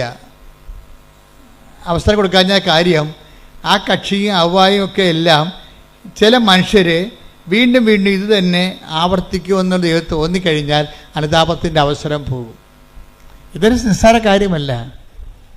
അവസരം കൊടുത്തില്ലെന്നല്ലേ യേശാവിനെ കുറിച്ച് പറയണത്. അപ്പം നിങ്ങൾക്ക് അനുതാപത്തിൻ്റെ ഒരു മൈൻഡ് സെറ്റ് വരണില്ല എന്നുണ്ടെങ്കിൽ അതിൻ്റെ അർത്ഥം നിങ്ങൾ കഠിനഹൃദയരാണെന്നൊന്നും അല്ല അർത്ഥം, മറിച്ച് ദൈവം നിങ്ങൾക്ക് അവസരം തരുന്നില്ല, കർത്താവിൻ്റെ ഗുഡ് ബുക്സിലില്ല. ഇത് കയറിപ്പറ്റണമെങ്കിൽ കുറച്ച് പണിയാണ്. പക്ഷേ ഉടമ്പടി വൃത്തിമേനമായിട്ട് ദൈവസ്നേഹത്തോടെ ചെയ്യണമെങ്കിൽ തിരിച്ചു വരാൻ പറ്റും. ഇപ്പം നമ്മൾ പേപ്പട്ടി കടിച്ചു കഴിഞ്ഞാലുള്ള മരുന്ന് എന്താ? പേപ്പട്ടിയുടെ റാബിറ്റ്സിനെ തന്നെയാണ് കുത്തിവെക്കണത്, ഇല്ലേ? എപ്പോഴും കറണ്ടല്ലോ. പേപ്പട്ടി കടിച്ച ആൾക്കാർക്ക് അതിനുള്ള, അല്ലെങ്കിൽ അതിൻ്റെ ഗോവസൂരി പ്രയോഗം എന്നൊക്കെ പറഞ്ഞുകൊണ്ട് വസൂരിക്ക് മരുന്ന് കണ്ടുപിടിച്ചില്ലേ? എന്താ കണ്ടുപിടിക്കണത്? വസൂരിയുടെ അണുക്കളെ തന്നെയാണ് കുത്തിവെക്കണത്. അപ്പോൾ അത് ബോഡി പാർട്ടാക്കി മാറ്റിയിട്ട് ബോഡി പാർട്ടിനെ കൊണ്ട് കയറി വന്നിരിക്കുന്ന ഫോറിൻ മാറ്ററിനെ നശിപ്പിച്ച് കളയുന്ന പരിപാടിയാണ്. അതുപോലെ തന്നെയാണ് ഉടമ്പടി ബ്രേക്ക് ചെയ്ത് ദൈവത്തിൻ്റെ വചനം ബ്രേക്ക് ചെയ്ത് കഴിഞ്ഞാൽ പിന്നെ അതിൻ്റെ ഒരു റെക്ടിഫിക്കേഷൻ എന്താണ്? ദൈവത്തിൻ്റെ വചനം തന്നെ പാലിച്ചാണ് നമ്മൾ തിരിച്ചു വരുന്നത്. കൈയ്യടിക്കട്ടെ, ശ്രുതിക്കട്ടെ, ഹല്ലേലൂയ. ദൈവത്തിൻ്റെ വചനം തെറ്റിച്ച് ജീവിക്കുമ്പോൾ, ഉടമ്പടി ബ്രേക്ക് ആകുമ്പോൾ നമ്മൾ പാപാവസ്ഥയിൽ വരുന്ന, പിന്നെ അതിനെ റീഫണ്ട് ചെയ്യാൻ, അതിനെ പ്രതിരോധിക്കാൻ വേണ്ടി നമുക്ക് പിന്നെ അടുത്ത ആൻറ്റി വെനം എന്ന് പറഞ്ഞ സംഭവം എന്താണ്? ഉടമ്പടി പാലിച്ചുകൊണ്ട് ദൈവവചനം നിറവേറ്റുന്നതാണ് ഇതിനെ അതിജീവിക്കാനുള്ള തന്ത്രം. അതാണ് ഈ എപ്പോഴും ഉടമ്പടിയിൽ നിന്ന് ദൈവം മാറാത്തതിൻ്റെ കാരണം അതാണ്. ഉടമ്പടി ഒരേ സമയം തന്നെ ആഹാരവുമാണ്, മരുന്നുമാണ്. ശ്രുതിക്കട്ടെ, ഹല്ലേലൂയ.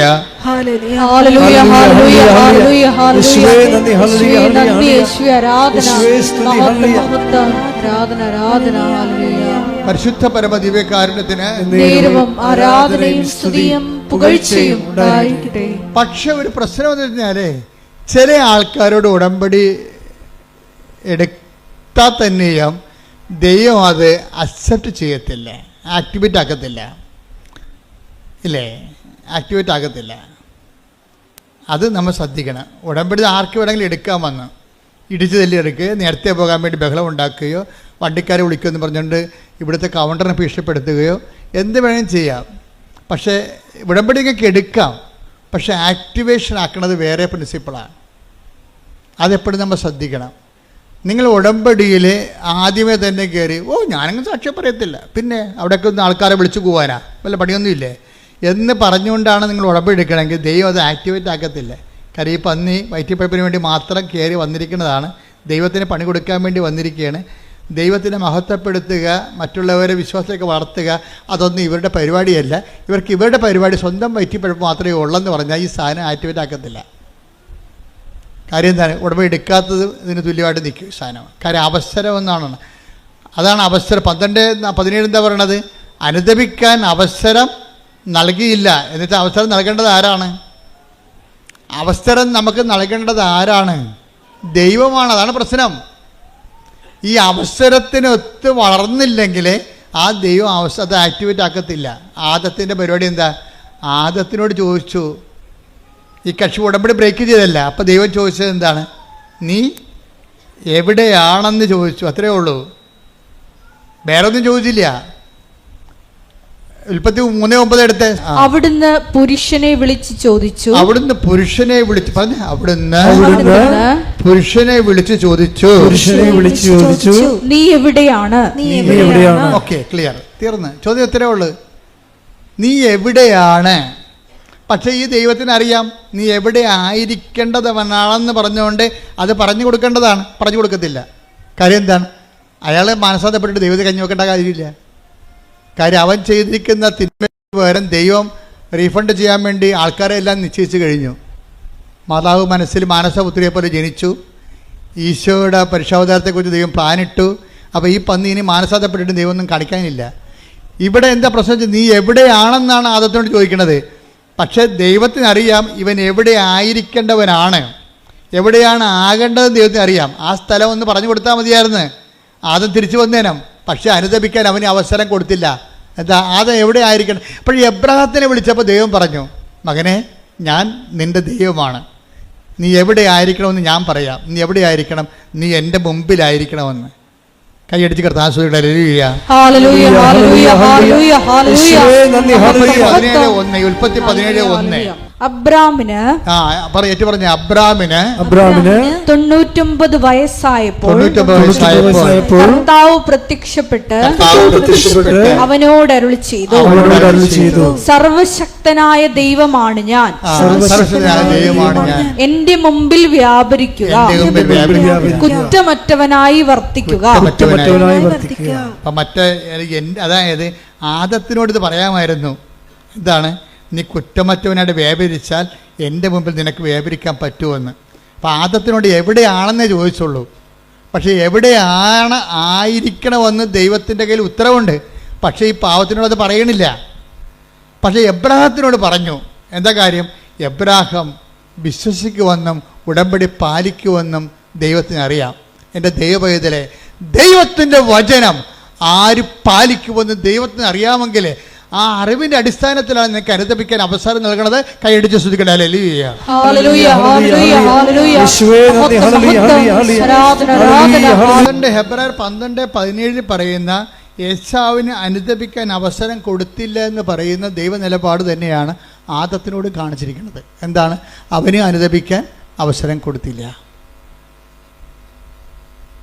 അതെന്താ പ്രശ്നം എന്ന് വെച്ച് കഴിഞ്ഞാൽ, ഒരു മനുഷ്യൻ അനുദപിക്കാനുള്ള അവസരം കിട്ടിയാൽ ഉടനെ ഈ ഇൻസ്റ്റേഷൻ നടക്കും. അനുതാപത്തിന് അങ്ങനെ ഒരു ഗുണമുണ്ട്. അവൻ, അതായത് നമ്മൾ കൃപയിൽ എവിടെയായിരുന്നു, ബൈബിള് അവസാനിക്കുമ്പോൾ ചോദിക്കുന്ന ചോദ്യമുണ്ട്, നീ എവിടെയായിരുന്നെന്ന് ചിന്തിക്കുക, ആ സ്ഥാനത്തേക്ക് നീ തിരിച്ചു വരിക. Take the bed of God. ശ്രദ്ധിക്കട്ടെ. ഹല്ലേലൂയ ഹല്ലേലൂയ ഹല്ലേലൂയ ഹല്ലേലൂയ. വെളിപാട് 2:4-5. വെളിപാട് 2:4 എങ്കിലും നിനക്കെതിരെ എനിക്കൊന്ന് പറയാനുണ്ട്. ആരോടാ ഈ പറയണത്? ഏത് സഭയോടാ പറയണത്? എഫേസോസിലെ സഭയ്ക്ക് എഴുതുന്നതാണ് ഈ വെളിപാട്. എങ്കിലും നിനക്കെതിരെ എനിക്കൊന്ന് പറയാനുണ്ട്. എന്ന് പറഞ്ഞു. എങ്കിലും നിനക്കെതിരെ എനിക്കൊന്ന് പറയാനുണ്ട്. നിനക്ക് ആദ്യമുണ്ടായിരുന്ന സ്നേഹം നീ കൈവിടിഞ്ഞു.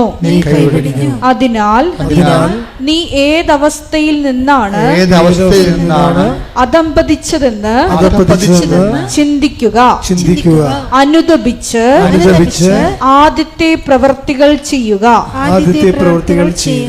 അനുതാപത്തിന്റെ ഒരു പ്രശ്നം അതാണ് വെച്ചാൽ, അനുതാപം അത്ഭുതകരമായ ഫലമാണ്. നിന്റെ പഴയ കൃപയിലേക്ക് നിന്നെ തിരിച്ചു കൊണ്ടുവരും. കൈയടിച്ച് ശ്രദ്ധിക്കട്ടെ. ഹല്ലേലൂയ ഹല്ലേലൂയ ഹല്ലേലൂയ ഹല്ലേലൂയ.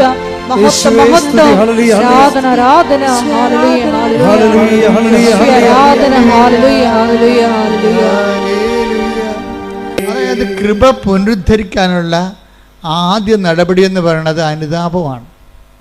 ഒരുപക്ഷെ ഞാൻ പറയും അവസാന നടപടി അത് തന്നെയാണ്. നമ്മൾ സ്നേഹമുള്ള ദൈവത്തോട് കഴിഞ്ഞ ദിവസങ്ങളിലെ ദൈവത്തിൻ്റെ സ്നേഹം പറഞ്ഞപ്പോഴാണ് ഒരു രസമുണ്ടായി.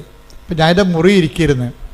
അപ്പോൾ ഒരു ഈച്ച വന്നിട്ട് എൻ്റെ മുഖത്തടിക്കുന്നുണ്ട്. എൻ്റെ മുറിയിൽ അങ്ങനെ ഈച്ച കയറേണ്ട കാര്യമില്ല. പിന്നെ ആരെങ്കിലും ഇവർ കിച്ചൻകാർ കാപ്പിയും കൊണ്ട് കയറുമ്പോൾ അതിൻ്റെ കൂടെ കയറി പോരണം. അപ്പോൾ എനിക്കാണെങ്കിൽ ഭയങ്കര അലർജിയാണ് ഈ ഈച്ചയെ കാണുന്നത്. ഈച്ച വന്നിട്ട് എൻ്റെ നെറ്റിക്കടിച്ചുകൊണ്ടിരിക്കുകയാണ്. അപ്പോൾ ഞാനിങ്ങനെ തട്ടി കളയുന്നുണ്ട്. പിന്നെയും ഞാൻ ഇരുന്നുകൊണ്ട് എഴുതുക വരയ്ക്കുകയൊക്കെ വായിക്കുകയൊക്കെ ചെയ്യുന്നുണ്ട്. പിന്നെ ഈച്ച ചെവിയെ വന്നിരിക്കും. അപ്പോൾ ഇവിടെ കൊടുക്കും അടി. അപ്പോൾ പിന്നെ ഈച്ച ഇവിടെ വന്നിരിക്കും. ഈച്ചയുടെ അവസ്ഥ അറിയാമല്ല, ഒരു ബുദ്ധിയും പോലും ഇല്ലാത്ത സാധനം. അത് നമ്മളെ ടാർഗറ്റ് ചെയ്താൽ പിന്നെ നമ്മളേക്കൊന്നും പോകത്തില്ല. അപ്പോൾ എനിക്കാണെങ്കിൽ വിറഞ്ഞിരിക്കുകയാണ്. അപ്പം ഞാനുടനെ വിറഞ്ഞാലും ഞാൻ കർത്താവിനെ വിളിക്കും. ഞാൻ പറഞ്ഞു, കർത്താവേ ഈ സാധനം ചത്ത് വീഴണമെന്നുണ്ടെങ്കിൽ ഇപ്പം ചത്ത് വീഴണം, ഒറ്റടി വെച്ച് കൊടുക്കും. എൻ്റെ നെറ്റിക്ക് വന്നിരിക്കുമ്പോൾ ഞാൻ കർത്താവിനോട് പറയണതാണ്. ഇപ്പം കർത്താവിടെ ഇരിപ്പുണ്ടല്ല, ഇപ്പോൾ മേമ്പൊടി ഈ ആൾക്കാരിങ്ങനെ കൊച്ചു കഥ പറഞ്ഞവർ പറയുകയില്ല, ഉള്ള സത്യമേ പറയത്തുള്ളൂ. അതായത് ഞാൻ എൻ്റെ നെറ്റിക്ക് വന്നിരുന്നപ്പോൾ ഞാൻ പറഞ്ഞു, കർത്താവേ ഞാൻ എന്നെ അടിക്കാൻ പോവുകയാണ്, ഇത് ചത്ത് വീഴണത് ആണ് നിൻ്റെ തിരുമനസ്സെങ്കിൽ ഇപ്പം ചത്ത് വീഴണമെന്ന് പറയും. ഞാൻ ഒറ്റ അടി വെച്ച് കൊടുത്ത് എൻ്റെ കണ്ണട 2 കഷ്ണമായിപ്പോയി. എന്തിപ്പോൾ അറിയാനാണ്. ഞാനും മനോജും ഡ്രൈവറും കൂടി ഉടനെ കണ്ണടയും പിടിച്ച് അത് ഉണ്ടാക്കിയ സ്ഥലത്തേക്ക് പോയി, ചേർത്തല വാങ്ങിച്ച സ്ഥലത്തേക്ക്. ഞാൻ 2 കഷ്ണമായി പോയി നിങ്ങൾ തന്ന കണ്ണട. ഞാൻ അടിച്ചതാണെന്നുള്ളതാണ് സത്യമാണ്. ഞാൻ അവരോട് മറച്ചൊന്നും വെച്ചില്ല. പക്ഷേ ഈ കണ്ണട എന്തെങ്കിലും ചെയ്യാൻ പറ്റുമോ, അതോ വേറെ കണ്ണട വാങ്ങിക്കണമെന്ന് ചോദിച്ചപ്പോൾ അവർ പറയണത് ഇത് ഞങ്ങളുടെ കണ്ണട അല്ലെന്ന്. അപ്പോൾ എനിക്ക് ഭയങ്കര ഡൗട്ടാണ്, ഇതെന്ത് പരിപാടി. എനിക്കാണെങ്കിൽ കുറേ ദിവസമായിട്ട് കണ്ണ് കഴക്കുകയൊക്കെ ചെയ്യുന്നുണ്ട്. ഇത് ഈ കണ്ണട വെച്ചിട്ടും എനിക്ക് കണ്ണ് കാണാനൊന്നും പറ്റണില്ല. ഞാൻ അലസത്തേനോട് ചോദിക്കുകയായിരുന്നു ഒരു ദിവസം, അച്ഛൻ എന്താ 2 കണ്ണടയും വെച്ചുകൊണ്ടിരിക്കണമെന്ന്. അതാണ് അലസത്തിന്. അതേ പോകുമ്പോൾ ഞാൻ 2 കണ്ണടയും വെച്ചുകൊണ്ടിരിക്കുകയാണ്. എന്താ കാര്യം, ഒരു കണ്ണട ഓൺലൈനിൽ വരുത്തിച്ച് ഒരു ഈ റീഡിങ് ക്ലാസ്, ഈ ക്ലാസ്സിൻ്റെ കൂടെ വേറൊരു റീഡിങ് ക്ലാസ് കൂടി വെച്ചിട്ട് പോലും അക്ഷരങ്ങൾ ഡബിളായിട്ട് കാണുന്നു. എന്നാലും വേറെ മാർഗ്ഗമൊന്നുമില്ല, കാശ് കൊടുത്ത് മേടിച്ചതല്ലേ, ഇത്രയും നാളല്ലേ അയാൾ മേടിച്ചിട്ട്. ഇനി ഇത് നമ്മൾ പെട്ടെന്ന് വേറെ മേടിക്കുമ്പോൾ ധാരാളിത്തമായി പോകത്തില്ലേ. അതുകൊണ്ട് കണ്ണ് കഴിച്ചെങ്കിലും ഞാൻ കരു അടിച്ചെങ്കിലും ഇങ്ങനെ സഹിച്ചിരിക്കുമ്പോഴാണ് ഈച്ച വരുന്നത്. കൊടുത്തനടി അടി 2 കഷ്ണം. അപ്പോൾ അവർ പറഞ്ഞു, അച്ഛ ഇത് ഞങ്ങൾ തന്ന കണ്ണടയാണിത്, പക്ഷേ 6 കൊല്ലം മുമ്പ് തന്നതാണ്. അച്ഛൻ 4 മാസം മുമ്പ് ഒരു കണ്ണട ഇവിടുന്ന് വാങ്ങിച്ചിട്ടുണ്ട്. അത് ശരിയാ, അതാണ് ഇതെന്നും പറഞ്ഞ് ഞാൻ വെച്ചോണ്ട് നടക്കണത്. രതീഷ് പറ്റിച്ച പണിയാണ്. ഞാൻ അമേരിക്കയെ ധ്യാനിപ്പിക്കാൻ പോയപ്പോൾ രതീഷ് ഒരു കണ്ണട എടുത്ത് എൻ്റെ ബാഗിൽ വെച്ച് തന്ന്. അതുകൊണ്ട് ഞാൻ അവിടെ കൊണ്ടുപോയി അവിടെ കൊണ്ട് നിർത്തിയപ്പോൾ എൻ്റെ കണ്ണൊക്കെ കഴക്കുന്നുണ്ട്. തിരിച്ചത് തന്നെ കൊണ്ടു. എനിക്കറിയാൻ പാടില്ല. ഞാനൊരു ഇത് തന്നെ എനിക്ക് നമ്മൾ വാങ്ങിച്ച കണ്ണടയെന്ന് പറഞ്ഞ് നടക്കുകയാണ്. അപ്പോൾ അതുകൊണ്ട് തിരിച്ചു വന്നപ്പോൾ അത് വെച്ചിട്ട് നടക്കുകയാണ്. കണ്ണാണെങ്കിൽ കണ്ണ് കാഴ്ച പോവുകയും ചെയ്തുകൊണ്ടിരിക്കുകയാണ്. പക്ഷേ ഇത് ഇനി മുന്നോട്ട് പോകുന്നത് ശരിയല്ലെന്ന് അമ്മയ്ക്ക് മനസ്സിലായി. അതുകൊണ്ട് ഈ സാധനം അടിച്ച് പൊട്ടിച്ച്. പക്ഷേ കണ്ണട കടയിൽ ചെന്നപ്പോൾ അവർ പറയുകയാണ്, ഇത് ഞങ്ങൾ തന്ന 6 കൊല്ലം മുമ്പ് തന്ന കണ്ണടയാണ്. അച്ഛൻ്റെ കണ്ണൊന്ന് ടെസ്റ്റ് ചെയ്യണമെന്ന് കണ്ണ് ടെസ്റ്റ് ചെയ്തപ്പോൾ പറഞ്ഞ് ഈ ടെസ്റ്റെല്ലാം മാറിയിരിക്കുകയാണ്. അച്ഛൻ്റെത് കണ്ണിൻ്റെ പവർ കൂടിയിട്ടുണ്ട്. ഇത് 6 കൊല്ലം മുമ്പുള്ള പവറാണിത്. അവിടെ ഒരു രജിസ്റ്റർ ഉണ്ട്. ഇപ്പോഴത്തെ വേറെയാണ്.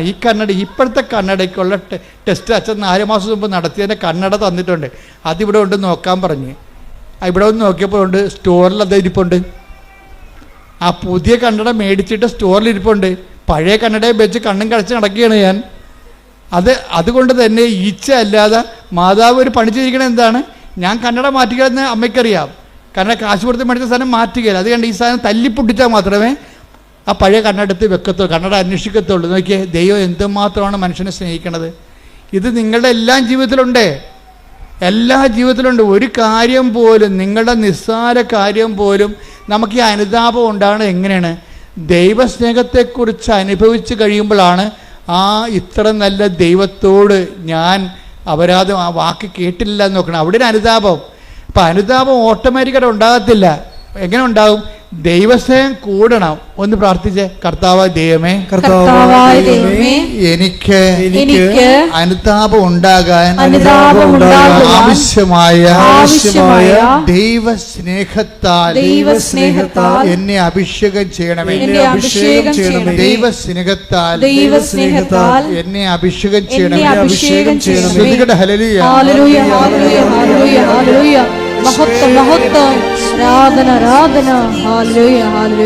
പരിശുദ്ധ പരമ ദിവ്യകാരുണ്യത്തിന് നമ്മൾ ആദ്യം പറഞ്ഞ ഒരു സഹായം ഇപ്പൊ വേണം. എന്ന് വെച്ച് കഴിഞ്ഞാൽ നിങ്ങൾ പരിശുദ്ധാത്മാവിനോട് പറയണം, സഹായകനായ പരിശുദ്ധാത്മാവേ എന്നെ സഹായിക്കണമേ, എന്നെ കർത്താവ് സ്നേഹിച്ച അതെല്ലാം എന്നെ അനുസ്മരിപ്പിച്ച് തരണമെന്ന് പ്രാർത്ഥിക്കണം. ഒന്ന് പറഞ്ഞ സഹായകനായ പരിശുദ്ധാത്മാവേ എന്നെ സഹായിക്കണമേ, എന്നെ കർത്താവ് സ്നേഹിച്ച സാഹചര്യങ്ങളെയും സമയങ്ങളെയും എന്നെ അനുസ്മരിപ്പിച്ച് തരണമേ. അപ്പൊ അത് ഇന്ന ജാതി എന്നൊന്നുമില്ല, ആരെ വേണമെങ്കിലും ദൈവം സഹായിക്കും. നമുക്കൊരു അനുതാപം ഉണ്ടായാൽ മതി. കഴിഞ്ഞ ദിവസങ്ങളിൽ ഇന്നലെ ഒരു സാക്ഷ്യം ഉണ്ടായി. സാക്ഷ്യം പറഞ്ഞ കക്ഷിയുടെ പേര് അതായത് സ്മിത മാർട്ടിൻ. സ്മിത മാർട്ടിൻ്റെ പ്രശ്നം, അവൾക്ക് അധികം പൈസയൊന്നും ഇല്ല. IELTS എഴുതി കുറച്ച് കാശ് പോയിട്ടുണ്ട്. അപ്പോൾ ഇനി IELTS എഴുതണോ അതോ വേറെ എന്തെങ്കിലും കോഴ്സ് ചെയ്യണമെന്നാണ് സ്മിത ചോദിക്കണത്. അപ്പോൾ അത് ഓഫീസിൽ നിന്നും പറഞ്ഞ് ഞങ്ങൾക്കൊരു ചീട്ട് വേണം, അച്ഛനെ കാണണം, അച്ഛനോട് ചോദിക്കണം IELTS എഴുതണോ അതോ ഞങ്ങൾ വേറെ വല്ല കോഴ്സും ചെയ്യണം, മെസ്സേജ് എടുക്കണമെന്ന് പറഞ്ഞു. അപ്പോൾ സ്മിതയ്ക്ക് ഉടമ്പടി ഇല്ലാത്ത കൊണ്ട് ഓഫീസിൽ നിന്ന് പറഞ്ഞ് നീ ഉടമ്പടി എടുത്തിട്ടില്ലല്ലോ, നീ 18 വയസ്സ് കഴിഞ്ഞതല്ലേ, നീ ആദ്യം ഉടമ്പടി എടുത്ത് കഴിഞ്ഞതിന് ശേഷം നമുക്ക് ഈ വിഷയം സംസാരിക്കാമെന്ന് പറഞ്ഞു. അവൾ ഉടമ്പടി എടുത്തു കഴിഞ്ഞപ്പോൾ അവളുടെ അമ്മയ്ക്ക് ഉടമ്പടി ഉണ്ട്. പക്ഷേ ഇത് ഇവളുടെ പ്രൈവറ്റ് കേസായത് കാരണം അവൾക്ക് വയസ്സ് 18 കഴിഞ്ഞ കാരണം ഉടമ്പടി എടുക്കാൻ ബാധ്യതയാണ്. അപ്പോൾ അവൾ ഉടമ്പടി എടുത്ത് കഴിഞ്ഞപ്പോൾ ഉടനെ വീണ്ടും പറഞ്ഞു നമുക്കിനി മെസ്സേജ് ചോദിക്കാമല്ലോ എന്ന് പറഞ്ഞ്. അപ്പോൾ അവർ പറഞ്ഞു നിങ്ങളുടെ കയ്യിൽ ഹോൾ ടിക്കറ്റ് ഇല്ലല്ലോ, ഹോൾ ടിക്കറ്റ് ഉണ്ടെങ്കിലല്ലേ അച്ഛൻ്റെ അടുത്ത് വരാൻ പറ്റത്തോ, രേഖ വേണ്ടേ. അപ്പോൾ ഹോൾ ടിക്കറ്റ് വരുമ്പോൾ വരാം. അപ്പോൾ എന്തിൻ്റെ ഹോൾ ടിക്കറ്റാണ് അറിയത്തില്ല, എങ്ങനെ അറിയും. അപ്പോൾ പറഞ്ഞ് അമ്മയും മകളും കൊണ്ട് ഇരുന്നിട്ട് ഡിസ്കസ് ചെയ്യേ. അമ്മയും മകളും കൊണ്ട് ഡിസ്കഷന് എങ്ങനെയാണ് നമ്മൾ IELTS എടുക്കണ. അപ്പോൾ അവൾ പറഞ്ഞ് അമ്മ പറയണം ഞാൻ എടുത്തോളാം, കാര്യം കാശ് കുറേ ചിലവാകും, 10-35,000 രൂപ ചിലവാകും. അപ്പോൾ അമ്മ പറയും ഇനിയും കാശ് കളയാൻ ഞാൻ കുടുംബത്തിലുണ്ട്. അപ്പോൾ അമ്മ പറയാതെ ഞാൻ എടുക്കത്തില്ല, അപ്പനോട് ചോദിക്കണ്ടേ. അപ്പോൾ പറഞ്ഞ് നമ്മൾ ജയിക്കുമെങ്കിൽ എടുത്താൽ മതിയല്ലേ, നമ്മൾ ജയിക്കുമെങ്കിൽ IELTS എടുത്താൽ മതിയല്ലേ, വെറുതെ കാശുകളുടെ കാര്യമുണ്ട്. അത് മകൾ ചോദിക്കുകയാണ്. അപ്പോൾ അമ്മ പറയും എടി നമ്മൾക്ക് കുറച്ച് കഴിയുമ്പോൾ അമ്മ നമ്മളോട് പറയും എന്തെടുക്കണമെന്ന്, നീ നോക്കിക്കൂ എന്ന് പറയും. നീ നോക്കിക്കോ. അപ്പം അമ്മയ്ക്ക് ദർശനവരം കിട്ടി ഉടനെ. അതാ പറയണത്, ഈ ദർശനവരം എന്നൊക്കെ പറയണത് നിങ്ങൾ ഓർക്കണം, ദൈവത്തെ ആത്മാർത്ഥവും അനുതാപത്തെ അന്വേഷിക്കുന്ന എല്ലാവരെയും ദൈവം സഹായിക്കും. നമ്മുടെ വിഷയം സഹായമല്ലേ. അപ്പം തന്നെ പരിശുദ്ധാത്മാവ് അമ്മയെ സഹായിച്ചു. അമ്മയ്ക്കൊരു ബോധ്യം കിട്ടി. അമ്മ ഉടനെ പറഞ്ഞു നീ നോക്കിക്കോ, കുറച്ച് കഴിയുമ്പോൾ നോക്കിക്കോ, നീ എടുക്കേണ്ട വിഷയം പരിശുദ്ധ അമ്മ കൃപാസൻ മാതാവ് തന്നെ പരിശുദ്ധാത്മാവിന് നമ്മളോട് സംസാരിക്കുമെന്ന് പറഞ്ഞു. അപ്പോൾ ഉടനെ ഇവൾ പറഞ്ഞ് എനിക്ക് മനസ്സിലായി, എന്നോടും അമ്മ പറഞ്ഞായിരുന്നെന്ന് പറഞ്ഞു. അപ്പം നീ പറഞ്ഞു നിന്നോട് എന്താ അമ്മ പറഞ്ഞത്? അല്ല അമ്മയോട് എന്താ പറഞ്ഞത്? അപ്പോൾ എന്നോട് പറഞ്ഞത് ഇപ്പം നീ ഉടമ്പടി എടുത്ത് താഴെ വന്നിട്ട് മാതാവിന് അവിടെ പോകുകയല്ലേ, പ്രദക്ഷിണത്തിന് പോകുകയല്ലേ, അപ്പം മാതാവിന് നിൻ്റെ കൈ കിട്ടിയാൽ അതിൻ്റെ അർത്ഥം നീ IELTS എടുക്കണമെന്നാണ്. അതാണ് അമ്മക്ക് കിട്ടിയ വെളിപാട്. ഉടനെ ഇവൾ പറയും എനിക്കും കിട്ടിയത് അതാണ് അമ്മ എന്ന് പറയും മാതാവിന്. പക്ഷെ മാതാവിനെ കിട്ടാൻ പാടാണ്. 25 പേരുണ്ട് ആ ഗ്രൂപ്പിൽ. 25 പേരിൽ ഇവൾക്ക് ഇവളെടുക്കണ ലോട്ടിൻ്റെ അകത്ത് മാതാവ് ഉണ്ടാകണം. ആ ഒരൊറ്റ തെളിവേ ഉള്ളൂ. അപ്പോൾ ഇവർ ചെന്ന് ഇവളുടെ അമ്മ ഇവിടെ ഇരുന്ന് പ്രാർത്ഥിക്കുന്ന അവൾ അവിടെ സ്റ്റേജിൽ പോയി ലോട്ട് കിട്ടിയപ്പോൾ ഇവൾക്ക് മാതാവിനെ കിട്ടി. അപ്പോഴെന്ന് വെച്ച് കഴിഞ്ഞാൽ അത് മാതാവിനെ പിടിച്ചുകൊണ്ട് മുത്തുക്കോടിയുടെ താഴെക്കൂടി വരണമ്പോൾ അമ്മ ഇങ്ങനെ ഇവിടെ ഇരുന്ന് വെച്ചാൽ അങ്ങോട്ട് തിരിഞ്ഞു നോക്കിയപ്പോൾ മകളുടെ കൈ മാതാവ് ഇരിക്കണം. എൻ്റെ അമ്മയെന്നും പറഞ്ഞ് ഇവർ പെശര് പോലെ ഓടിച്ചെന്ന് മാതാവിനെ കെട്ടിപ്പിടിച്ചു ഉമ്മ വെച്ച്. അമ്മേ ഞങ്ങളെ വിട്ടുപോയിട്ടില്ലല്ലേ. അപ്പം പറഞ്ഞു ഇനി എത്ര 1000 രൂപ പോയാലും കുഴപ്പമില്ല, നമ്മളായിട്ട് പാസ്സാകുന്നു. അതാ വിഷയം. അത് തീരുമാനം കണ്ട ഇത് അന്തർദർശനമെന്ന് പറയും. അന്നാളുകളിൽ നിങ്ങളുടെ യുവാക്കന്മാർ സ്വപ്നങ്ങൾ ദർശനങ്ങൾ കാണുമെന്ന് പറഞ്ഞില്ലേ. പിതാക്കന്മാർക്ക് സ്വപ്നങ്ങൾ ഉണ്ടാകുമെന്ന്. അതാണ് പരിശുദ്ധാത്മാവിന്റെ പ്രവർത്തനമാണത്. ഒന്ന് പോലെ എടുത്ത് take the bed of God ശ്രദ്ധിക്കട്ടെ. ഹല്ലേലൂയ. ജോയൽ 2:28. ജോയൽ 2:28. അന്ന് ഇങ്ങനെ സംഭവിക്കും. അന്ന് ഇങ്ങനെ സംഭവിക്കും. അന്ന് ഇങ്ങനെ സംഭവിക്കും. എല്ലാവരുടെയും മേൽ എന്റെ ആത്മാവിനെ ഞാൻ വർഷിക്കും. നിങ്ങളുടെ പുത്രന്മാരും പുത്രിമാരും പ്രവചിക്കും. നിങ്ങളുടെ വൃദ്ധന്മാർ സ്വപ്നങ്ങൾ കാണും. യുവാക്കൾക്ക് ദർശനങ്ങൾ ഉണ്ടാകും. അപ്പൊ ഇതെന്ന് പറയുന്നത് സഹായമാണ്. നമ്മുടെ സബ്ജക്റ്റ് സഹായമല്ലേ? അപ്പൊ ഒരു കൺഫ്യൂഷൻ വന്നപ്പോൾ ദൈവം നമ്മളെ സഹായിക്കുകയാണ്. അപ്പൊ സഹായിക്കണ ഉടമ്പടിയിലാണെങ്കിലുണ്ടല്ലോ സഹായം പെട്ടെന്നാണ് കിട്ടണത്. എന്താ കാര്യം? അപ്പൊ അമ്മയ്ക്കും മകൾക്കും ഒരേ സമയം തന്നെ ദർശനം കൊടുത്തു. ഞാനാണ് നിങ്ങളുടെ കയ്യിൽ വരണമെന്നുണ്ടെങ്കിൽ ഈ കാര്യത്തിൽ നിങ്ങളുടെ തീരുമാനം കറക്റ്റായിരിക്കുമെന്ന്. പക്ഷേ ഇവൾ തോറ്റുപോകും. IELTS എഴുതി. അപ്പം ഇവർക്ക് അപ്പനെയും മകൾക്കും അമ്മയ്ക്കും എല്ലാം സങ്കടം. പക്ഷേ അപ്പം പറയും നോ നോ നോ, അമ്മ പറഞ്ഞിട്ടല്ലേ നമ്മൾ IELTS എടുത്തത്. അപ്പം നിങ്ങളിങ്ങനെ വിശ്വാസിച്ച് നിൽക്കണ കാണുമ്പോൾ ഒരാൾ വന്ന് ചോദിക്കും എന്താ സങ്കടം ഇങ്ങനെ IELTS തോറ്റു എന്ന് പറയാം. തോറ്റു എന്ന് പറയുമ്പോൾ അത് റീവാലുവേഷൻ കൊടുത്താൽ പോരെ. അപ്പോൾ റീവാലുവേഷൻ ഉണ്ടാകും കൊടുക്കുക. അത് ഇവർക്ക് അറിയത്തില്ല. എല്ലാവർക്കും അറിയാം, പക്ഷേ ഇവർക്ക് അറിയത്തില്ല റീവാലുവേഷൻ കൊടുക്കണമെന്ന്. റീവാലുവേഷൻ കൊടുക്കണമെങ്കിൽ പിന്നെ അത്രയും കാശ് തന്നെ അടക്കണം. അത്രയും അടക്ക് വീണ്ടും നമ്മൾ ഈ പേപ്പർ അല്ലെങ്കിൽ സൈറ്റ് നോക്കാൻ കൊടുക്കണം. അപ്പോൾ അത്രയും പൈസ അടച്ചിട്ട് അപ്പം പറയും കുഴപ്പമില്ല, മാതാവാണല്ലേ നമ്മളോട് IELTS എടുക്കാൻ പറഞ്ഞത്, അതുകൊണ്ട് റീവാലുവേഷൻ കൊടുക്കുമ്പോൾ ഇപ്പം നീ എഴുതിയപ്പോൾ തോക്കുമെന്ന് ഉറപ്പല്ലേ? എഴുതിയപ്പോൾ തോറ്റു. ഇനി നീ റീവാലുവേഷൻ ജയിക്കുകയാണെങ്കിൽ അതിൻ്റെ അർത്ഥം എന്താണ്? Not by merit but by grace. അതിൻ്റെ കഴിവല്ല, അമ്മയുടെ കൃപയാണെന്ന്. അതുപോലെ റീവാലുവേഷൻ കൊടുത്തു കഴിഞ്ഞപ്പോഴുണ്ട് അവൾ ജയിച്ച്. അപ്പോൾ ഇതൊരു സ്റ്റോറിയാണ് ശരിക്കും പറഞ്ഞാൽ. അതായത് ഉടമ്പടി എന്ന് ഓരോ ഉടമ്പടിയും ഓരോ ദൈവാനുഭവത്തിൻ്റെ സുവിശേഷമാണ് എല്ലാം. പക്ഷേ ഇത് ഫോളോ ചെയ്യുമ്പോൾ നമ്മളെപ്പോഴും ശ്രദ്ധിക്കേണ്ടത് ഒരു ഇൻറ്റേരിയം പീരീഡിന് വേണ്ടിയുള്ള ഒരു അഡ്ജസ്റ്റ്മെൻ്റായിട്ട് ദൈവവുമായിട്ട് നിങ്ങൾ നീങ്ങിയാൽ ഇതുപോലെയുള്ള വലിയ കാര്യങ്ങൾ ദൈവമായിട്ട് നിങ്ങളായിട്ട് ചെയ്യത്തില്ല. ഇതിപ്പോൾ ദർശനങ്ങളിലേക്ക് പോയില്ല, അവർ പ്രവചനങ്ങളിലേക്കും ദർശനങ്ങളിലേക്കും പോകണില്ല. എന്തായാലും വലിയ കാര്യങ്ങളാണ്. ഇതിന് വലിയ കാര്യങ്ങളെന്നാണ് പറയണത്. ഞാൻ എൻ്റെ പിതാവിനോട് ചോദിക്കുകയും ഇതിനേക്കാൾ വലിയ കാര്യങ്ങൾ നിങ്ങൾ കാണുകയും ചെയ്യും. Take the bed of God ശ്രദ്ധിക്കട്ടെ. ഹല്ലേലൂയ ഹല്ലേലൂയ ഹല്ലേലൂയ ഹല്ലേലൂയ ഹല്ലേലൂയ യേശുവേ നന്ദി. ഹല്ലേലൂയ ഹല്ലേലൂയ ഹല്ലേലൂയ ഹല്ലേലൂയ ഹല്ലേലൂയ. യോഹന്നാൻ 1:50. യോഹന്നാൻ 1:50. യേശു പറഞ്ഞു അത്തിമരത്തിന്റെ ചുവട്ടിൽ നിന്നെ കണ്ടു എന്ന് ഞാൻ പറഞ്ഞതുകൊണ്ട് നീ എന്നിൽ വിശ്വസിക്കുന്നു.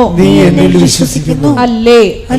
എന്നാൽ ഇതിനേക്കാൾ വലിയ കാര്യങ്ങൾ നീ കാണും.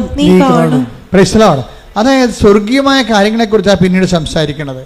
ഇപ്പം സ്വർഗീയമായ മേഖലയിലെ അതുപോലെ തന്നെ പ്രവചനങ്ങൾ, ദർശനങ്ങൾ, സ്വപ്നങ്ങൾ ഒക്കെ തുടങ്ങിക്കഴിഞ്ഞാൽ നീ ഉടമ്പടിയുടെ രണ്ടാം ഘട്ടത്തിലേക്ക് പ്രവേശിക്കുന്നതിൻ്റെ അർത്ഥം ഇപ്പോൾ ഒരു മകള് ഇന്നലെ ഒരു സാക്ഷ്യം പറഞ്ഞത് അവളുടെ കോളേജിൻ്റെ അമ്മ ഉടമ്പടി എടുത്തപ്പോൾ തന്നെ കോളേജിൻ്റെ വാതിക്കൽ മഴവില്ല് തെളിഞ്ഞു നിൽക്കുന്നു. അവൾ ഉടനെ മൊബൈൽ എടുത്തിട്ട് അമ്മയ്ക്ക് അയച്ചു കൊടുത്തു, അമ്മേ ഉടമ്പടി എടുത്തല്ലേ, അമ്മ മഴവില്ലുമായി എൻ്റെ മുമ്പിൽ നിൽക്കണമെന്ന്.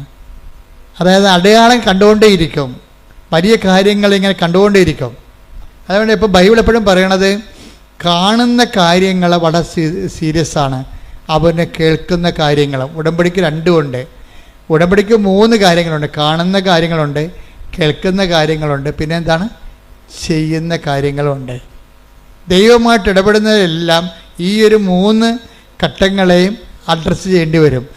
കാണുന്ന കാര്യങ്ങൾ, കേൾക്കുന്ന കാര്യങ്ങൾ, ചെയ്യുന്ന കാര്യങ്ങൾ. എന്താ കാര്യം വെച്ച് കഴിഞ്ഞാൽ സാക്ഷ്യത്തിൻ്റെ അകത്തെല്ലാം സാക്ഷ്യത്തിലേക്ക് നമ്മൾ നയിക്കണമെങ്കിൽ ഈ 3 കാര്യങ്ങളും ഒരുമിച്ച് കൺകർ ചെയ്യേണ്ടി വരും. അപ്പോൾ നിങ്ങളെന്ന് വെച്ചാൽ പ്രാർത്ഥന മാത്രം കൊണ്ടിരുന്ന സാക്ഷ്യം ഉണ്ടാകത്തതെന്നായി പറയണൊരർത്ഥം പിടിയ.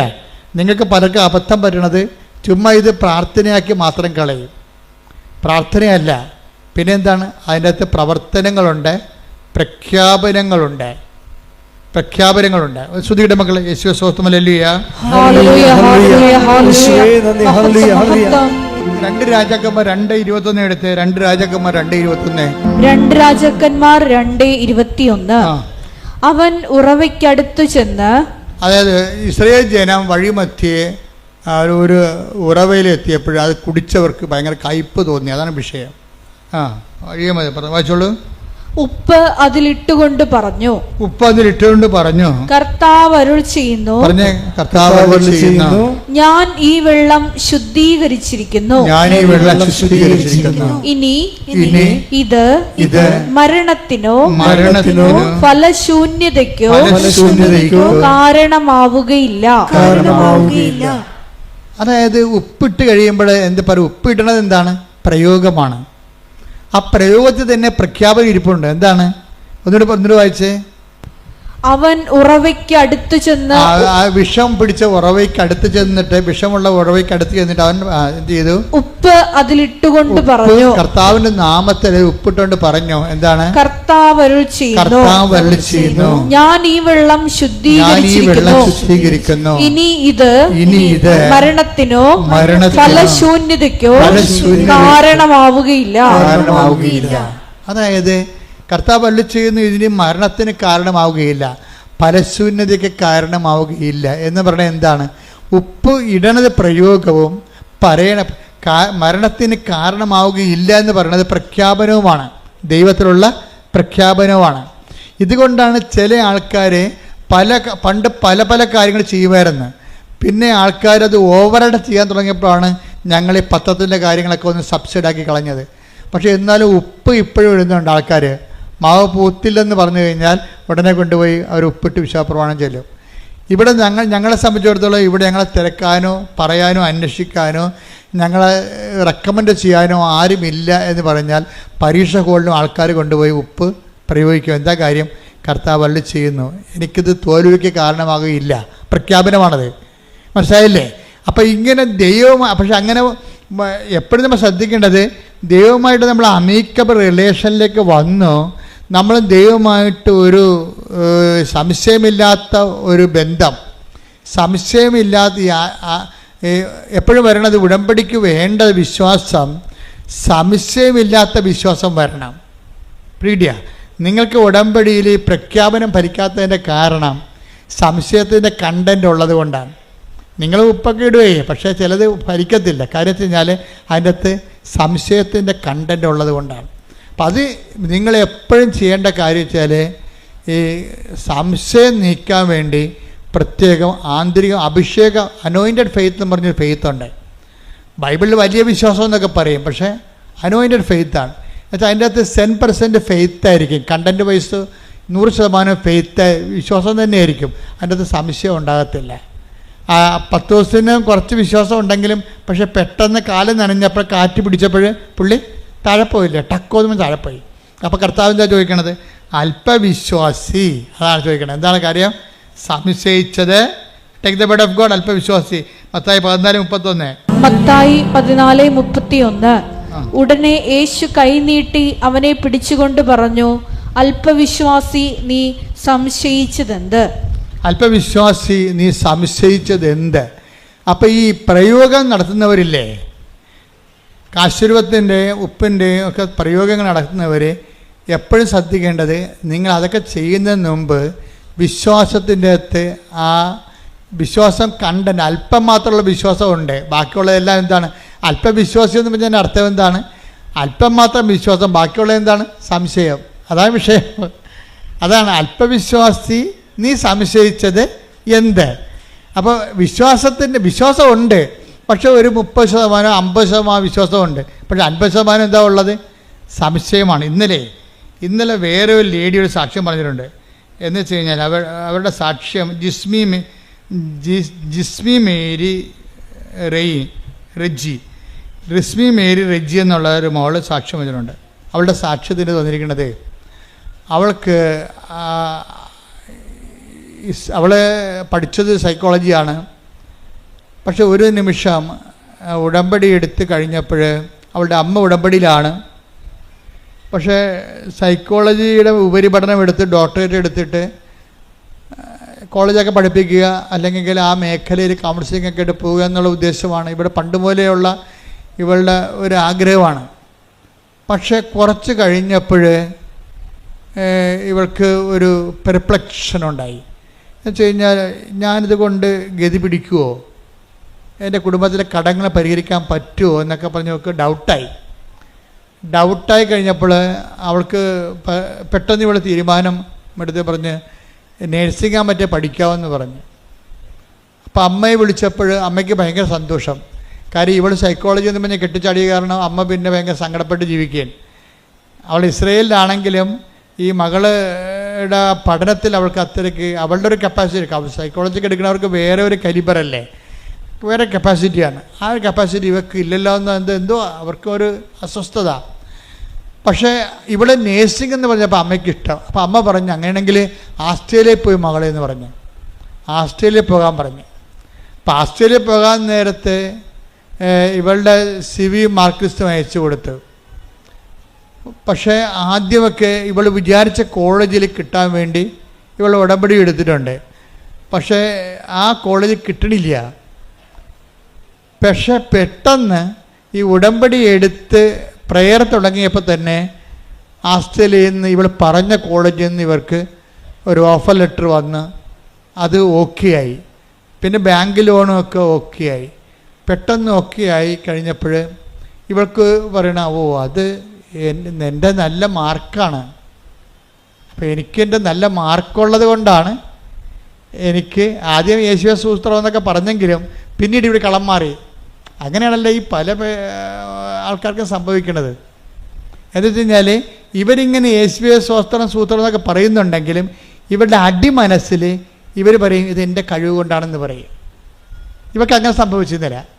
ആരാണത്? അവളുടെ അതായത് ജുസ്മേരിക്ക് എന്താ പറയണത്? ഇത് എൻ്റെ മാർക്ക് ഹൈ മാർക്കല്ലേ, എബവ് 90 മാർക്കുണ്ട്, എബവ് 90% മാർക്കുണ്ട്. അപ്പോൾ എൻ്റെ മാർക്ക് കണ്ടിട്ട് അവർ മലന്ന് പോയി കാണും, അതുകൊണ്ടാണ് എനിക്ക് അഡ്മിഷൻ കിട്ടിയെന്ന് പറയുമ്പോൾ എന്ത് പറ്റി? ദൈവം ചെയ്ത് ദൈവം ഞൊട്ടി. കണ്ടാ സംഭവം കണ്ടാ?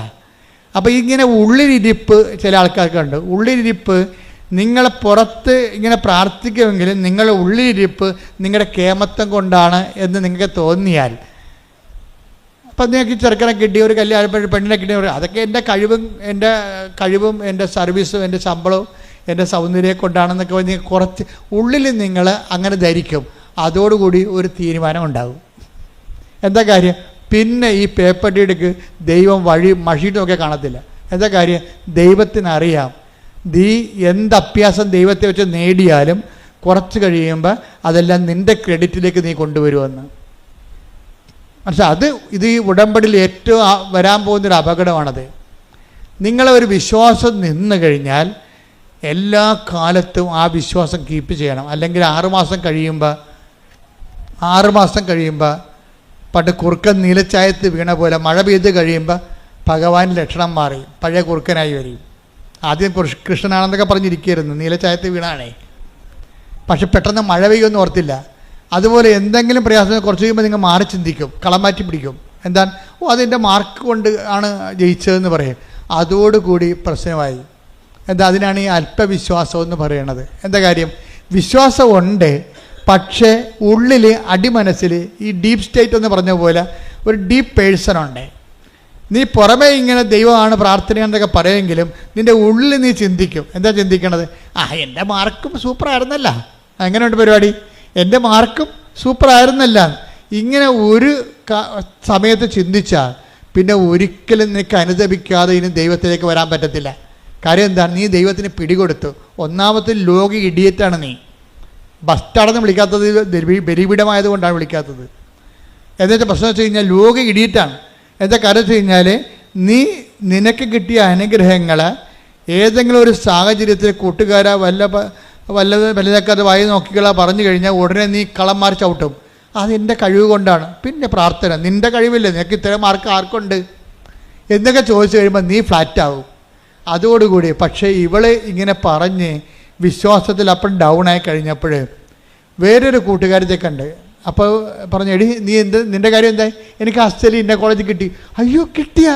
എങ്ങനെ കിട്ടി? എപ്പോൾ കിട്ടി? ഇന്നലെ കിട്ടി. ഇന്നലെ കിട്ടിയാ? ഇന്നലെ കിട്ടി. എന്താണ്? ഇല്ല കിട്ടിയില്ല എനിക്ക് കിട്ടിയല്ല. അത് പേപ്പർ കാണിച്ച്. അപ്പോഴും ഇവർ തലയ്ക്ക് വെക്കണം. എന്താ പ്രശ്നം വെച്ചാൽ കഴിഞ്ഞ ആഴ്ചയിൽ അഡ്മിഷൻ ക്ലോസ് ചെയ്തായിരുന്നു ആ കോളേജിൽ. ഇവർക്ക് പണി കിട്ടണ വരെ കണ്ടില്ലേ? ദൈവം വിടത്തില്ല നിന്നെ. പുറകെ നടക്കുകയാണ് ഈ പിശാചിൻ്റെ പുറകെ. എന്താ കാര്യം? നീ നിൻ്റെ കഴിവ് കൊണ്ടാണ്, മാർക്ക് കിട്ടിയത് കൊണ്ടാണ് അവിടെ ജയിച്ചതെന്ന് പറഞ്ഞു പോയില്ലേ? അപ്പോൾ ഇനി നിന്നെ കറക്റ്റ് കാര്യം പറഞ്ഞു തരേണ്ട ദൈവത്തിന് ചുമതലയല്ലേ? അപ്പോൾ ഒരു കൂട്ടുകാരത്തെ വിട്ടിരിക്കുകയാണ്.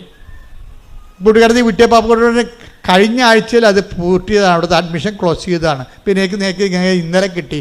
അപ്പോഴാണ് ഇവർക്ക് വിഷമമായി, അനുതാപമായത്. ആ അനുതാപം എന്നെ വഴി കണ്ടില്ലേ? അനുതാപം അനുഭവത്തിൻ്റെ വരത്തുള്ളൂ. അപ്പോൾ അനുതാപം വന്നു. അപ്പോൾ അവൾ സോറി പറഞ്ഞു. അവൻ സാക്ഷ്യം ഉടനെ പറഞ്ഞു. സാക്ഷ്യം പറയരുതെന്നും പറഞ്ഞാൽ ഉടമ്പടി എടുത്തത്. പക്ഷേ ഇപ്പോൾ അവൾ സാക്ഷ്യം പറഞ്ഞു. എന്താ കാര്യം? അനുഭവം അത്തരമാണ്. കാര്യം എന്താണ്? ക്ലോസായി പോയ അഡ്മിഷന് ഇവക്ക് വേണ്ടി മാത്രം മാതാവ് പുതിയ അഡ്മിഷൻ ചെയ്ത് കൊടുത്തിരിക്കുകയാണ് ഓസ്ട്രേലിയയിൽ. കൈയടിച്ച് ശ്രദ്ധിക്കട്ടെ. ഹല്ലേലൂയ, ഹല്ലേലൂയ, ഹല്ലേലൂയ, ഹല്ലേലൂയ. ഞങ്ങളുടെ യോഗ്യത നോക്കാതെ, കുറവുകൾ നോക്കാതെ നമ്മുടെ വഴി ഞങ്ങളെ അനുഗ്രഹിക്കുന്ന അവിടുത്തെ കാരുണ്യത്തിന് നന്ദി പറയുന്നു. അപ്പം സംശയത്തിൻ്റെ കണ്ടന്റുകളെ കറക്റ്റ് ചെയ്യാൻ നോക്കണം.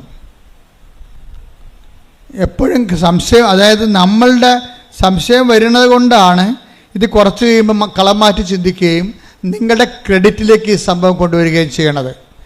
ദൈവം ഒരിക്കലും ഇങ്ങ് നൽകിയ അനുഗ്രഹം എപ്പോഴും നോട്ട് ബൈ മെറിറ്റിലേക്ക് നൽകണത്. അതാണ് പ്രശ്നം. ഈ സംശയം വരുമ്പോൾ ഉണ്ടാകുന്ന പ്രശ്നം, ദൈവം നിങ്ങൾക്ക് എന്തെങ്കിലും തരണമെങ്കിൽ സ്വാഭാവികമായിട്ട് കിട്ടാത്ത കാര്യങ്ങളാണ് ദൈവം തരണത്. ദൈവം അല്ല, ദൈവത്തിൻ്റെ കൃപ കൊണ്ടായിട്ട് അവർക്ക് തരണത്. പക്ഷെ അത് കുറച്ച് കഴിയുമ്പോൾ നിങ്ങളുടെ കഴിവ് കൊണ്ടാണ് നിങ്ങൾ പറഞ്ഞു കഴിഞ്ഞാൽ ഉടമ്പടിക്കെതിരായ പാപമായിട്ട് മാറും. അത് പരിശുദ്ധാത്മാവിനെതിരായ പാപം പോലെ പറഞ്ഞ പോലെ ഉടമ്പടിക്കെതിരായ, ചില അച്ഛന്മാർ ചോദിക്കും ഉടമ്പടിക്കെതിരായ പാപങ്ങളോ? എന്നാ ഉടമ്പടി? ആരുടമ്പടി എടുത്തു? എന്ത് പാപം എന്നൊക്കെ ചോദിക്കും. അച്ഛന്മാർ ഇവരൊക്കെ അറിയാൻ പറ്റാതെ പറയണതാണ്. ഉടമ്പടി എടുത്ത് ദൈവത്തോട് നമ്മൾ ഉടമ്പടി ചെയ്ത് കഴിഞ്ഞാൽ ഇതുപോലെ സംശയങ്ങൾ വരികയും ദൈവത്തിൻ്റെ അനുഗ്രഹം കൈപ്പറ്റുകയും അതേസമയം തന്നെ നിനക്ക് നോട്ട് ബൈ മെറിറ്റ്, നിൻ്റെ കഴിവല്ലാതെ ദൈവത്തിൻ്റെ കൃപ കൊണ്ട് നിനക്കൊരു ആനുകൂല്യം കിട്ടിയിട്ട് പിന്നീട് കളം മാറ്റി ചവിട്ടി അത് നിൻ്റെ കഴിവ് കൊണ്ടാണെന്ന് പറഞ്ഞാൽ അത് ഉടമ്പടിക്കെതിരായ പാപമായി മാറും. അങ്ങനെ ഉടമ്പടിക്കെതിരായ പാപങ്ങൾ ശരിക്കും പറഞ്ഞാൽ ഏറ്റുപറഞ്ഞ് കുമ്പസാരിക്കേണ്ടതാണ്. കാര്യം നിങ്ങൾ ചെയ്തിരിക്കുന്നത് ജോസഫച്ചനോടല്ല ഉടമ്പടി ചെയ്തിരിക്കുന്നത്. ആരുമായിട്ടാണ്? പരിശുദ്ധ അമ്മ വഴി ഈശോട് ചെയ്ത ഉടമ്പടിയാണ്. അതുകൊണ്ട് തന്നെ ആ വിഷയത്തിൻ്റെ മേലെ തുടർ നടപടികൾ ഉണ്ടാകണം. നിങ്ങൾ വിശുദ്ധി ജീവിക്കണം, അനുതാപത്തോടെ ജീവിക്കണം, ദൈവത്തിൻ്റെ സ്നേഹത്തിൻ്റെ മേഖലയിലായിരിക്കണം. ശ്രുതികട്ടെ. ഹല്ലേലൂയ, ഹല്ലേലൂയ, ഹല്ലേലൂയ, ഹല്ലേലൂയ. ആഴമായ അനുതാപം നൽകണമേ. അനുതാപത്തിനൊത്ത പ്രവർത്തനങ്ങൾ ഞങ്ങളുടെ ഭാഗത്തുണ്ടാകും. എല്ലാവരും എഴുന്നേൽക്കുക. രോഗസൗഖ്യ പ്രാർത്ഥനയിലേക്ക്.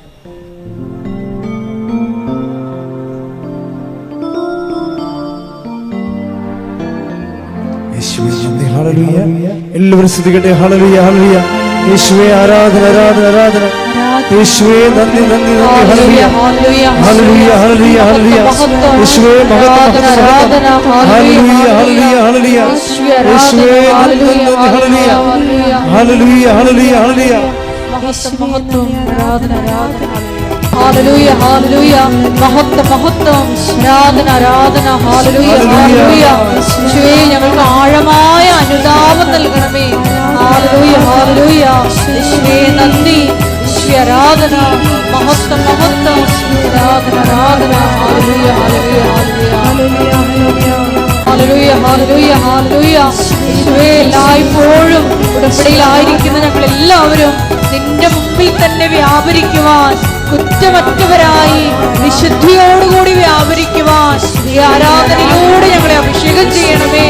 മനുഷ്യരിൽ ആശ്രയിക്കുന്നതിനേക്കാൾ കർത്താവിൽ ആശ്രയിക്കുന്നത് നല്ലത് എന്ന തിരുവചന വെളിപാടിലൂടെ ഈശോയെ നിന്നിൽ മാത്രം ആശ്രയം വെച്ച് ജീവിതത്തെ പുനഃക്രമീകരിക്കുവാൻ ഈ ആരാധനയിലൂടെ ഞങ്ങളെ അഭിഷേകം ചെയ്യണമേ. Hallelujah, hallelujah.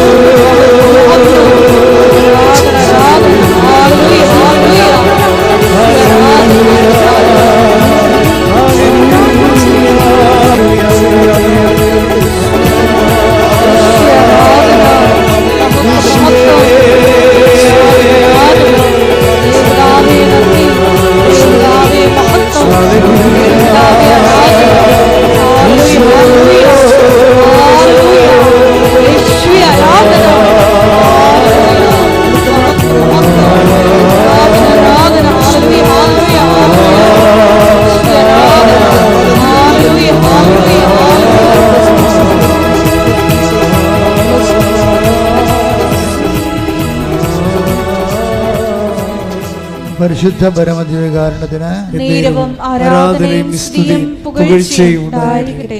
പരിശുദ്ധ പരമദിവ്യകാരുണ്യത്തിന് എന്നേരവും ആരാധനയും സ്തുതിയും പുകഴ്ചയും ഉണ്ടായിരിക്കട്ടെ.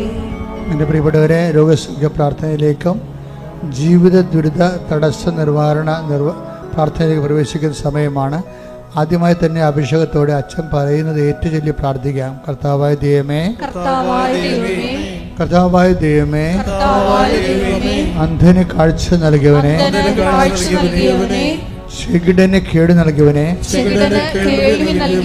ഊമന് സംഭാഷണം നൽകിയവനെ, മഹോരോഗ്യ സുഖപ്പെടുത്തിയവനെ, തളർവാരോഗ്യ സുഖപ്പെടുത്തിയവനെ, മരിച്ചവനെ ഉയർപ്പിച്ചവനെ, നിന്റെ തിരുനാമത്തിന് സ്വസ്ത്രം ചെയ്യുന്ന കർത്താവേ, നിന്റെ തിരുമുറിവാർന്ന വലത് കരം അങ്ങയുടെ മക്കളുടെ മേൽ വെക്കണമേ കർത്താവേ. അങ്ങയുടെ തിരുമുറിവാർന്ന വലത് കരം അങ്ങയുടെ മക്കളുടെ മേൽ വെക്കണമേ. സന്ധിബന്ധങ്ങളില് കർത്താവിന്റെ രക്തം നിറയട്ടെ. മാംസപേശികളില് കർത്താവിന്റെ രക്തം നിറയട്ടെ. രക്തഞരമ്പുകളില് കർത്താവിന്റെ രക്തം നിറയട്ടെ. എല്ലാ കോശങ്ങളും യേശുവിന്റെ നാമത്തിൽ തുള്ളിച്ചാടട്ടെ. എല്ലാ കോശങ്ങളും ഹല്ലേലൂയ പാടി യേശുവിന്റെ നാമത്തിൽ കുതിച്ചു ചാടട്ടെ. യേശുവിന്റെ നാമത്തിലെ മാരക രോഗങ്ങള് യേശുവിന്റെ നാമത്തിലെ തീരാവേദികള് യേശുവിന്റെ നാമത്തിൽ മഹാരോഗങ്ങള് യേശുവിന്റെ നാമത്തില് മാറിപ്പോകട്ടെ.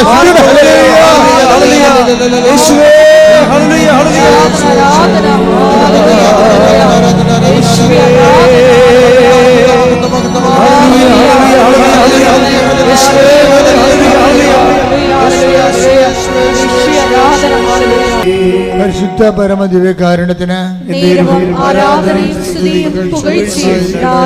എൻ്റെ മക്കളെ, സമാധാനമില്ലാത്ത കുടുംബങ്ങള്, വീടില്ലാത്തവര്, വഴിയില്ലാത്തവര്, ജപ്തി നടപടിയിൽ അകപ്പെട്ടു പോയിരിക്കുന്നവര്, സാമ്പത്തിക ബാധ്യതയുള്ളവര്, ജീവിതമാർഗം മുട്ടിപ്പോയവര്, കുഞ്ഞുങ്ങളെക്കുറിച്ച് അവലാതിയും വേവലാതിയും ഉള്ളവര്, കുഞ്ഞുങ്ങളുടെ ദുർഘടമായ ദുരന്തപൂർണമായ ചില ബന്ധങ്ങളും ചില അവസ്ഥകളും കൊണ്ട് വേദനിക്കുന്ന മാതാപിതാക്കന്മാർ, ഭാര്യാഭർത്താക്കന്മാർ തമ്മിൽ വേർപിരിഞ്ഞ് ജീവിക്കുന്നവർ, ഒരുമിച്ച് ജീവിക്കാൻ ആഗ്രഹിക്കുന്നവർ, ജോലിക്ക് വേണ്ടി പരിശ്രമിക്കുന്നവർ, ജോലി നഷ്ടപ്പെട്ടിട്ട് അടുത്ത ജോലിക്ക് വേണ്ടി പരിശ്രമിക്കുന്നവരും, അതുപോലെ തന്നെ ജോലി ഇല്ലാത്തവരും, അതുപോലെ തന്നെ പലതരത്തിലുള്ള കുടുംബത്തിൻ്റെ പ്രാരാബ്ധങ്ങൾ, വിവാഹം ഒത്തുവരാത്തവർ, മക്കളില്ലാത്തവർ, ഇതുപോലെ വിദേശപരമായ ജോലിക്ക് വേണ്ടി ശ്രമിക്കുന്നവരും മറ്റു തരത്തിലുള്ള ജോലികൾക്ക് വേണ്ടി ഉദ്യമിക്കുന്നവർ, ഉദ്യമങ്ങൾ പരാജയപ്പെട്ടതിനും നിരാശകളും നീറ്റലുമായി അനുഭവിക്കുന്നവർ, അങ്ങനെ വ്യത്യസ്തങ്ങളായ ഭീഷണികൾ, പലതരത്തിലുള്ള കേസുകൾ, കോടതികൾ, ജയിലിൽ കിടക്കുന്നവർ പോരും. ഈ മേഖലകളെല്ലാം ദൈവത്തിൻ്റെ കരുണ, പരിശുദ്ധ കൃപാസനം അൾത്താര ജീവനോടെ പ്രത്യക്ഷപ്പെട്ട പരിശുദ്ധ അമ്മയുടെ ശക്തി ദൈവനാമത്തെ കടന്നു ചെന്നുകൊണ്ട് കർത്താവിൻ്റെ കൃപയിൽ ഇടിമുഴക്കം പോലെ അവിടെ എല്ലാം വിടുതൽ ലഭിക്കാൻ വേണ്ടി ശ്രുതിക്കട്ടെ. ഹല്ലേലൂയ.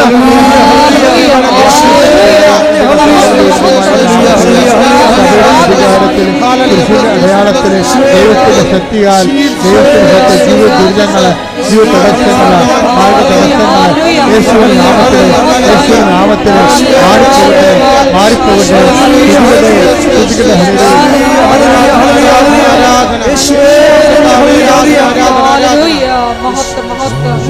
പരിശുദ്ധ പരമദിവ്യകാരുണ്യത്തിന്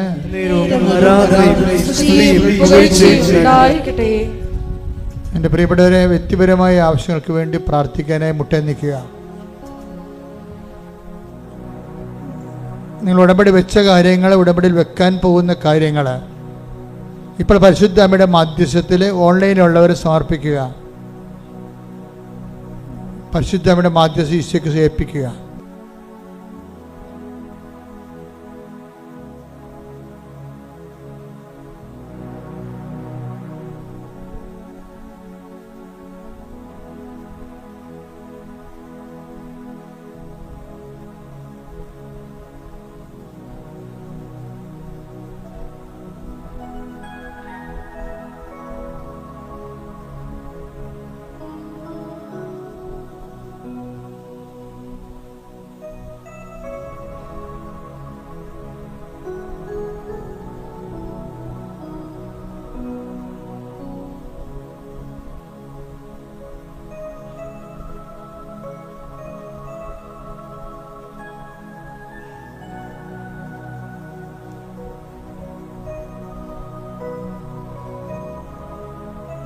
ഒരിക്കൽ കൂടി മരിയനോട് ഉടമ്പടിയിൽ സമർപ്പിച്ചിരിക്കുന്ന എല്ലാ വിഷയങ്ങളും ദൈവമാതാവിൻ്റെ മധ്യസ്ഥയിലെ ദിവ്യകാരുണ്യ സന്നിധിയിൽ സമർപ്പിച്ച് നമുക്കൊരു നിമിഷം മൗനമായിട്ട് പ്രാർത്ഥിക്കാം.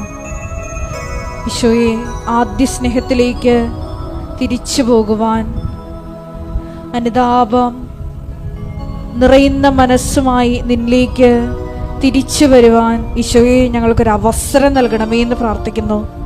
ഈശോയെ, പശ്ചാത്തപിക്കാൻ നീ ഞങ്ങൾക്ക് തന്ന അവസരങ്ങളെ നഷ്ടപ്പെടുത്തിയതിന് മാപ്പ് ചോദിക്കുന്നു.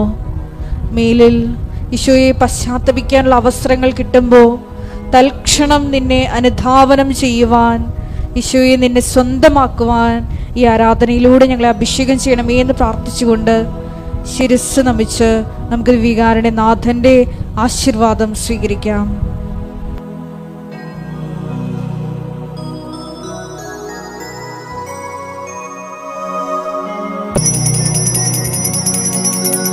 പരിശുദ്ധ പരമമാ ദിവ്യകാരുണ്യമേ, എന്നും അങ്ങേയ്ക്കാരാധന. പരിശുദ്ധ പരമമാ ദിവ്യകാരുണ്യമേ, എന്നും അങ്ങേയ്ക്കാരാധന.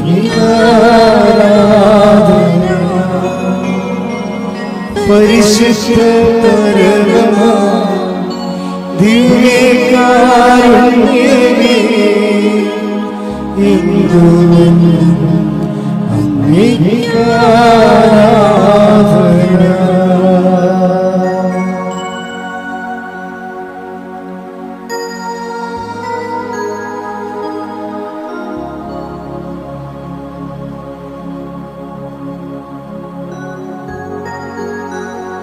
പരിശുദ്ധ പരമമാ ദിവ്യകാരുണ്യമേ,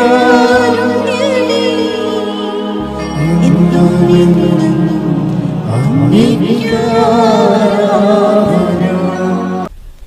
രാവിലെ കൃത്യം 5:30 മണിക്ക് നമ്മൾ ഒരുമിച്ചാണ് പ്രത്യക്ഷീകരണ പ്രാർത്ഥന ചൊല്ലുന്നത്. ഏറ്റവും പുതിയ പ്രത്യക്ഷീകരണ പ്രാർത്ഥന 20 വർഷം മാതാവിൻ്റെ പ്രത്യക്ഷീകരണത്തിൻ്റെ 20 വർഷം തികയുമ്പോൾ ആ തികയുന്നതിൻ്റെ ഭാഗമായി വന്നിട്ടുള്ള പ്രത്യക്ഷ പ്രാർത്ഥനയാണ് പഴയ. പക്ഷേ അത് നമ്മൾ പൊതുവെ ചെല്ലണത്, അച്ഛനുമായിട്ട് ചെല്ലുന്ന പ്രാർത്ഥന ഇത്. നിങ്ങൾ ഇടയ്ക്കൊക്കെ ചെല്ലണതും കൃപാസനത്തിൽ ചെല്ലണതും പഴയ പ്രത്യക്ഷ പ്രാർത്ഥന തന്നെയാണ്. അതുപോലെ തന്നെ രാവിലെ നിങ്ങൾ എഴുന്നേറ്റ് കഴിഞ്ഞാൽ നിങ്ങളുടെ അന്നത്തെ ജീവിതം മുഴുവനും സമർപ്പിച്ചുകൊണ്ട് കർത്താവിൻ്റെ കൃപ, പരിശുദ്ധ അമ്മയുടെ കൃപാസന അൾത്താറ് ജീവനോടെ പ്രത്യക്ഷപ്പെട്ട പരിശുദ്ധ അമ്മയ്ക്ക് നിങ്ങളുടെ യാത്ര, ജീവിതം, ഇടപാടുകൾ, ചർച്ചകൾ, സമ്മേളനങ്ങൾ, അതുപോലെ തന്നെ ക്രയവിക്രയങ്ങൾ, ഇങ്ങനെയെല്ലാം സമർപ്പിച്ചുകൊണ്ട് നിങ്ങൾ എവിടെയായിരിക്കുന്നോ, ഇന്ന് ഏത് വിഷയത്തിനാണ് കൂടുതൽ കൃപ ആവശ്യമുള്ളത് ആ മേഖല സമർപ്പിച്ചുകൊണ്ട് അന്നന്ന് വേണ്ട ആഹാരം പോലെ അന്നന്ന് പ്രാർത്ഥിക്കുന്നതിനാണ് ഡെയിലി ബ്രെഡ് എന്ന് പറയുന്നത്. അന്നത്തെ മെസ്സേജുകളും കൊടുക്കും. എല്ലാം കൂടി 12 മിനിറ്റേ ഉള്ളൂ. അതിൻ്റെ പേര് അനുദിന അനുഗ്രഹ പ്രാർത്ഥന എന്നാണ്. എല്ലാ ദിവസവും നിങ്ങൾ യൂട്യൂബിൽ 5:30 അച്ഛനുമായിട്ട് ഒരുമിച്ച് പ്രാർത്ഥിക്കണം. ഇപ്പോൾ പ്രാർത്ഥിക്കുന്നവരെന്ന് കൈപ്പൊക്കിക്കേ. ആ മാർക്ക് കുറേയധികം ആൾക്കാർ പ്രാർത്ഥിക്കാത്തവരുണ്ട്. അവർ നാളെ മുതൽ 5:30 എഴുന്നേറ്റ് അച്ഛനുമായിട്ട് പ്രാർത്ഥിക്കുകയും അതുടനെ ഷെയർ ചെയ്യുകയും ചെയ്യണം.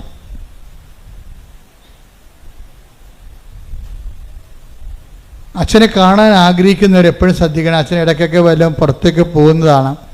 അപ്പോഴും നിങ്ങൾ അച്ഛനെ തന്നെ കാണണം നിർബന്ധമുള്ള ആൾക്കാർ, ചില രോഗികൾ, ചില ഗുരുതരമായ വിഷയങ്ങളുള്ളവർ, അവരുടനെ വിളിച്ച് ചോദിക്കണം, അച്ഛൻ ഇന്ന ദിവസം വരാൻ ആഗ്രഹിക്കുന്നു, എന്ന് വന്നാൽ കാണാൻ പറ്റും ചോദിക്കണം. അപ്പോൾ നിങ്ങളുടെ കയ്യിൽ ഉണ്ടാകേണ്ടത് 9447085400 നമ്പർ. 9847085400 നമ്പർ. ആ നമ്പറിൽ വിളിച്ച് ചോദിക്കണം. ചിലപ്പോൾ കുറച്ച് നേരം വിളിച്ചാലേ കിട്ടത്തുള്ളായിരിക്കും, എന്നാലും വിളിച്ച് ചോദിക്കണം. കാര്യം ഇവിടെ വന്നിട്ട് അച്ഛനില്ല, അയ്യോ അച്ഛനില്ല എന്നൊക്കെ പറഞ്ഞിട്ട് കാര്യമില്ല. ഞാൻ മിക്കവാറും ഇവിടെ ഉണ്ടാകും, പക്ഷെ ചില ദിവസങ്ങൾ ചിലപ്പോൾ പുറത്ത് പോകുമായിരിക്കും. ഞായറാഴ്ച വ്യാഴാഴ്ച അച്ഛൻ ആൾക്കാരെ കാണാത്ത ദിവസങ്ങളുണ്ട്. ബാക്കി എല്ലാ ദിവസവും ഇവിടെ ഉണ്ടെങ്കിൽ കാണും. അതുകൊണ്ട് പ്രത്യേകം ശ്രദ്ധിക്കണം. ചില സമയത്ത് ചില എമർജൻസി കോള്, ഇപ്പോൾ വരുമ്പോൾ ചിലപ്പോൾ അത്യാവശ്യം അത് ഒഴിച്ചു മാറ്റാൻ പറ്റാത്ത കാര്യങ്ങൾ, മരണമോ അതുപോലെ പെട്ടെന്ന് അടക്കമോ ഒക്കെ വന്നാൽ ചിലപ്പോൾ അച്ഛൻ പോയിട്ട് ഉടനെ തിരിച്ചു വരും. പുറത്തുള്ള പരിപാടിയൊന്നും എടുക്കത്തില്ല, ജില്ലയിൽ തന്നെ ഓടി വരാൻ പറ്റിയതേ എടുക്കത്തുള്ളൂ. പക്ഷെ എന്നാലും നിങ്ങൾ പുറത്ത് വിട്ടു പോയിട്ടുണ്ടെങ്കിൽ അത് അറിയാൻ വേണ്ടി വിളിച്ച് ചോദിക്കണം. അപ്പം നിങ്ങൾ വരുമ്പോൾ അച്ഛനെ കാണുമെന്ന് നിർബന്ധം ഉണ്ടെങ്കിൽ നിങ്ങളുടെ കയ്യിൽ ഉടമ്പടി പുതുക്കിയ പേപ്പർ ഉണ്ടാകണം. പിന്നെ എന്ത് വിഷയമാണ് അച്ഛനോട് സംസാരിക്കാൻ ഉദ്ദേശിക്കുന്നത് ആ കാര്യത്തിൻ്റെ രേഖ ഉണ്ടാകണം. ഇപ്പം കല്യാണം ഒത്തുവരണില്ല, അപ്പം നിങ്ങൾ കല്യാണം ഇപ്പോൾ വിവാഹത്തിനാണോ പുനർവിവാഹമാണോ അതോ ഇപ്പോഴേ പുതിയ വിവാഹമാണോ, എത്ര നാളായി, ഇങ്ങനെയുള്ളത് എഴുതി വെക്കണം. ആ എഴുതിയ പേപ്പറാണ് ഞാൻ പരിശുദ്ധ അമ്മയെടുത്ത് കാണിക്കണത്. ചില ആൾക്കാർ അതിന് പകരം അവരുടെ തിരിച്ചറി കാർഡ് കാണിക്കും. ഞാൻ പറഞ്ഞു അത് നിങ്ങൾ കല്യാണം കഴിക്കാൻ വേണ്ട പെണ്ണിനെ കാണിച്ചാൽ മതി. ഇവിടെ കാണിക്കേണ്ടത് മാതാവിനെ കാണിക്കേണ്ടത് നിങ്ങളുടെ സങ്കടമാണ് കാണിക്കേണ്ടത്, എന്താ അവസ്ഥയാണെന്ന്. അത് നമുക്ക് കാണുമ്പോൾ അറിയാൻ പറ്റും. 35 വയസ്സായിട്ടൊക്കെ കല്യാണം കഴിക്കാൻ നിൽക്കുമ്പോൾ അവരുടെ സങ്കടം എന്താ. അപ്പം ഞാൻ അതങ്ങനെ തന്നെ അമ്മയെടുത്ത് വെച്ച് പ്രാർത്ഥിക്കണത്. അപ്പോൾ അതുകൊണ്ട് വളരെ ശ്രദ്ധിച്ച് വേണം ഈ വിഷയങ്ങൾ. എനിക്ക് തോന്നരുത് നിങ്ങളൊരു ഉഴപ്പാണെന്ന് തോന്നരുത്. എങ്ങാനും നിങ്ങളൊരു ഉഴപ്പാണെന്ന് തോന്നിയാൽ പിന്നെ ഞാൻ ഈ സാധനം എടുക്കത്തില്ല. അത് ആൾക്കാരെ നിപ്പം നിലയും കാണാൻ പറയാം ഇത് ഉഴപ്പാണെന്നുള്ള അറിയാൻ പറ്റും. അതുകൊണ്ട് പരമാവധി ഉടമ്പടി എടുത്തവർ തന്നെയായിരിക്കണം അച്ഛനെ കാണുന്നത്. അതെപ്പോഴും ശ്രദ്ധിക്കണം. നിങ്ങൾ വേറെ ആൾക്കാർ വാടകയ്ക്കൊന്നും കൊണ്ടുവരരുത്. എന്നിട്ട് ചേട്ടത്തിൻ്റെ മക്കളൊക്കെ വീട്ടിൽ വരുമ്പോൾ നമുക്ക് അച്ഛനെ കാണാൻ പോകാമെന്ന് പറഞ്ഞുകൊണ്ട് ചില വിഡ്ഢിയാന്മാർ വന്ന് കാര്യമില്ല, അവിടെ കാശ് പോകുകയുള്ളൂ. നിങ്ങൾ ഉടമ്പടി എടുത്തത് സ്വന്തം മക്കളാണ്. 18 വയസ്സ് കഴിഞ്ഞാൽ അവരോട് ഞാൻ ചോദിക്കും, നിനക്ക് ഉടമ്പടി എടുക്കാവില്ല, പിന്നെ നീ എന്ത് അമ്മയുടെ ഉടമ്പടിയായിട്ട് വന്നത്? അമ്മയ്ക്ക് ഉടമ്പടിയിൽ നീ എന്താണ് ചെയ്തത്? ഉടനെ അമ്മേനെ വിളിപ്പിക്കും. ഉടനെ ഇവള് പ്രാർത്ഥിക്കണം, സത്യം പറയണം. ആൾക്കാരെ നിൽക്കുകയാണ്, നിങ്ങളുടെ ഉടമ്പടി മൊത്തം റദ്ദാവും. സത്യം പറയണം. ഇവള് നിങ്ങൾ പ്രത്യക്ഷ പ്രാർത്ഥന ചെല്ലുമ്പോൾ നിങ്ങൾ എവിടെ ഇരുന്ന്? അവളില്ല, അവൾ കിടന്ന് ഉറങ്ങുമെന്ന്. ഇത് അതിൻ്റെ പ്രശ്നം. അത് ഞാൻ ഈ വിഷമെല്ലാം കക്കിച്ചിട്ട് മാത്രമേ കറക്റ്റ് ചെയ്യത്തുള്ളൂ ഈ സംഭവം. കാര്യം എനിക്കറിയാം, ഇവൾക്ക് ഉടമ്പടിയുടെ മുഖത്ത് നോക്കുമ്പോൾ അറിയാം അവൾക്ക് ഉടമ്പടിയായിട്ട് ബന്ധമില്ല. പരീക്ഷ കാരണം അമ്മയെ ചാരിക്കൊണ്ടുവന്ന് വന്നിരിക്കുന്നതാണ്. അതാണ് പ്രശ്നം. കാര്യം ഇവിടെ എല്ലാ ശുശ്രൂഷയും ഉടമ്പടി ബേസാണ്. ഉടമ്പടി എന്ന് പറഞ്ഞാൽ അവൻ പറയണ പോലെ ചെയ്ത് സുവിശേഷത്തിന് സാക്ഷിയായി ജീവിക്കുകയാണ്. അവർക്ക് മാത്രമാണ് സർവീസ് ഉള്ളത്. അല്ലാത്തൊരു ബേസ് നമ്മൾ എന്തിനാണ് സമയം അങ്ങനെ സമയം കളയാൻ ഇല്ല. ഇപ്പോൾ ഈ അച്ഛന്മാരൊക്കെ ഇപ്പോൾ ആലസ്യത്തിനൊക്കെ ചിലർ വന്ന് അവിടെ നിന്ന് കാണും. പക്ഷെ കാണുമ്പോൾ തന്നെ എന്താ സംഭവം, അവിടെ കൃത്യമായിട്ട് ഉടമ്പടി ഉണ്ടാകണം. ഉടമ്പടി ഇല്ലാത്തൊരാരും അച്ഛന്മാരുടെ അടുത്ത് വരേണ്ട കാര്യമില്ല. അങ്ങനെ വന്നുള്ള കുഴപ്പമെന്ന് വെച്ച് കഴിഞ്ഞാൽ വരാൻ പോകുന്ന വിഷയം ഉടമ്പടി എടുത്തില്ലെങ്കിലും കുർബാന അച്ഛനെ കാണാമല്ലോ, പിന്നെ എന്തിനാണ് ഉടമ്പടി എടുക്കുന്നത്? ഉടമ്പടിക്ക് ഭാര്യയായിട്ട് വരും അത്. അതുകൊണ്ട് ഞാനവിടെ ഇവിടെയുള്ള ലേഡീസിൻ്റെ കാര്യങ്ങളൊക്കെ നോക്കുന്നതിന് വേണ്ടിയുള്ള ലേഡീസിന് ഇവിടെ സെക്യൂരിറ്റിയോട് പറഞ്ഞിട്ടുണ്ട്, അച്ഛന്മാരുടെ അടുത്ത് വരുന്ന ആൾക്കാരെ ചെക്ക് ചെയ്ത് വിടണമെന്ന് പറഞ്ഞിട്ടുണ്ട്. എന്താ കാര്യം? ഇത് മാതാവ് പ്രത്യക്ഷപ്പെട്ട് ദൈവത്തിന് പ്രത്യേക പദ്ധതിയുള്ള സ്ഥലമാണ്. ദുരന്തം ഉണ്ടാകാൻ പോണ് പ്രാർത്ഥിക്കണമെന്ന് പറഞ്ഞ് ആവശ്യപ്പെട്ട സ്ഥലമാണ്. അപ്പം നമ്മുടെ ദൈവത്തോടുള്ള ബാധ്യത എന്താണ്? അങ്ങനെ ദൈവതിരുസന്നിധി ദുരന്തത്തിനെതിരെ പ്രാർത്ഥിക്കാൻ പറ്റിയ ഒരു സമൂഹത്തെ വാർത്തെടുക്കുകയാണ്. അല്ല ആൾക്കാരുടെ വരിപിഴപ്പ് മാറ്റി കൊടുക്കുകയല്ല പ്രശ്നം. അങ്ങനെ സമൂഹത്തെ വാർത്തെടുക്കുന്ന സ്ഥലമാണിത്. അല്ല അവിടെ ഇവിടെയും കൊണ്ട് തല കാണിച്ചിട്ട് എന്തെങ്കിലും പറഞ്ഞിട്ട് പോയിട്ട് വഴിയെ പോണവരൊക്കെ കയറിയോ വണ്ടി നിർത്തിയിട്ട്, അതൊന്നും നടക്കത്തില്ല. നമുക്ക് ദൈവം ഒരു മിഷൻ തന്നിട്ടുണ്ട്, അതിൻ്റെ വിട്ടൊന്നും ചെയ്യാൻ പറ്റത്തില്ല. അപ്പം അതുകൊണ്ട് നിങ്ങളെ ഉടമ്പടി എടുക്കാത്തവർ ആ മക്കളുണ്ടെങ്കിൽ അവർ കൊണ്ടുവരുമ്പോൾ അവർ കൊണ്ട് ഉടമ്പടിയുടെ ഭാഗമാക്കാൻ നോക്കണം. അവർക്ക് പറ്റത്തില്ലെന്ന് പറഞ്ഞാൽ നിങ്ങൾ വെയിറ്റ് ചെയ്യുക, അത്രയേ ഉള്ളൂ. അവരെപ്പോഴെങ്കിലും എടുത്തോട്ടെ, അവർക്ക് എപ്പോഴെങ്കിലും അവർ എടുക്കുമല്ലോ അവർ, അത്രയേ ഉള്ളൂ കാര്യം. അപ്പം ഒരിക്കലും നമുക്ക് ഉടമ്പടി എടുത്ത് വിശുദ്ധിയോട് ജീവിക്കാനുള്ള വിളിക്ക് അട്ടിമറി ഉണ്ടാക്കരുത്. ചിലപ്പോൾ നമ്മളെ ചിലപ്പോൾ പറയൂ, ഞാനിപ്പോൾ ബഹുമാനപ്പെട്ട സിസ്റ്റേഴ്സ് വന്നാലും അച്ഛന്മാർ വന്നാൽ പോലും ഞാൻ അകത്ത് വന്ന് കുർബാന കൂടിയാൽ ഞാൻ സംസാരിക്കത്തില്ല. ഞാൻ ഉടമ്പടി എടുത്താന്ന് ചോദിക്കും അച്ഛന്മാരോട്. അപ്പോൾ എൻ്റെ ഒരു സ്വഭാവം മനസ്സിലായില്ലേ? കാര്യം അവരിവിടെ വരുമ്പോൾ ചൊളിവിന് അച്ഛന്മാരാണെന്ന് വിചാരിച്ചുകൊണ്ട് അവർക്ക് അച്ഛനെ കാണാനുള്ള അവസരം ഉണ്ടാകുന്നു. അങ്ങനെ ഇല്ല. അവർ ഉടമ്പടി എടുക്കണം അച്ഛന്മാരായാലും. എടുത്തിട്ട് പിന്നീട് അവരുടെ വിഷയം സീരിയസ് ആണെങ്കിൽ തീർച്ചയായിട്ടും അവരെ കണ്ട് സംസാരിക്കും. അത്രേ ഉള്ളൂ. അപ്പം അത്രയും സീരിയസ് ആണ് വിഷയം. കാര്യം അമ്മ എന്നോടാണ് പറഞ്ഞിരിക്കണത് എന്താണ്, ദുരന്തം ഉണ്ടാകാൻ പോണ പ്രാർത്ഥിക്കണമെന്ന്. അപ്പം ഞാൻ നടത്തുന്ന ധ്യാന കേന്ദ്രത്തിൽ അമ്മ എന്ത് പറഞ്ഞോ അത് ചെയ്യാനേ ബാധ്യതയുള്ളൂ. ആ ബാധ്യത അനുസരിച്ചുകൊണ്ട് ദുരന്തം ഉണ്ടാകാൻ പോണ പ്രാർത്ഥിക്കണമെന്ന് പറഞ്ഞപ്പോൾ അതിന് ദൈവത്തോട് പ്രാർത്ഥിക്കാൻ പറ്റിയ ആൾക്കാർ കപ്പാസിറ്റി ഉള്ളവരുണ്ടാകണം. അതിന് ദൈവമായിട്ട് ഉടമ്പടി ചെയ്ത് ജീവിക്കുന്നവരാണ് ഒരു സമൂഹത്തെ നമ്മൾ വായിക്കുകയാണ്. ആ ഒരു മിഷന് വേണ്ടി. അതാണ് വിഷയം. അല്ലാതെ പല ധ്യാന കേന്ദ്രങ്ങളെ പോലൊരു ധ്യാന കേന്ദ്രമല്ല ഇത്. അപ്പം ഇത് ഞങ്ങൾ മനസ്സിലാക്കിയിട്ട് വേണം ഉടമ്പടിയിൽ ഇരിക്കുന്നവരും അടിക്കടി ദൈവത്തിൻ്റെ കൃപയിൽ വളരാൻ വേണ്ടി ബോധപൂർവ്വം ശ്രമിക്കേണ്ടതാണ്. പ്രത്യേകം ഓർപ്പിക്കുകയാണ്.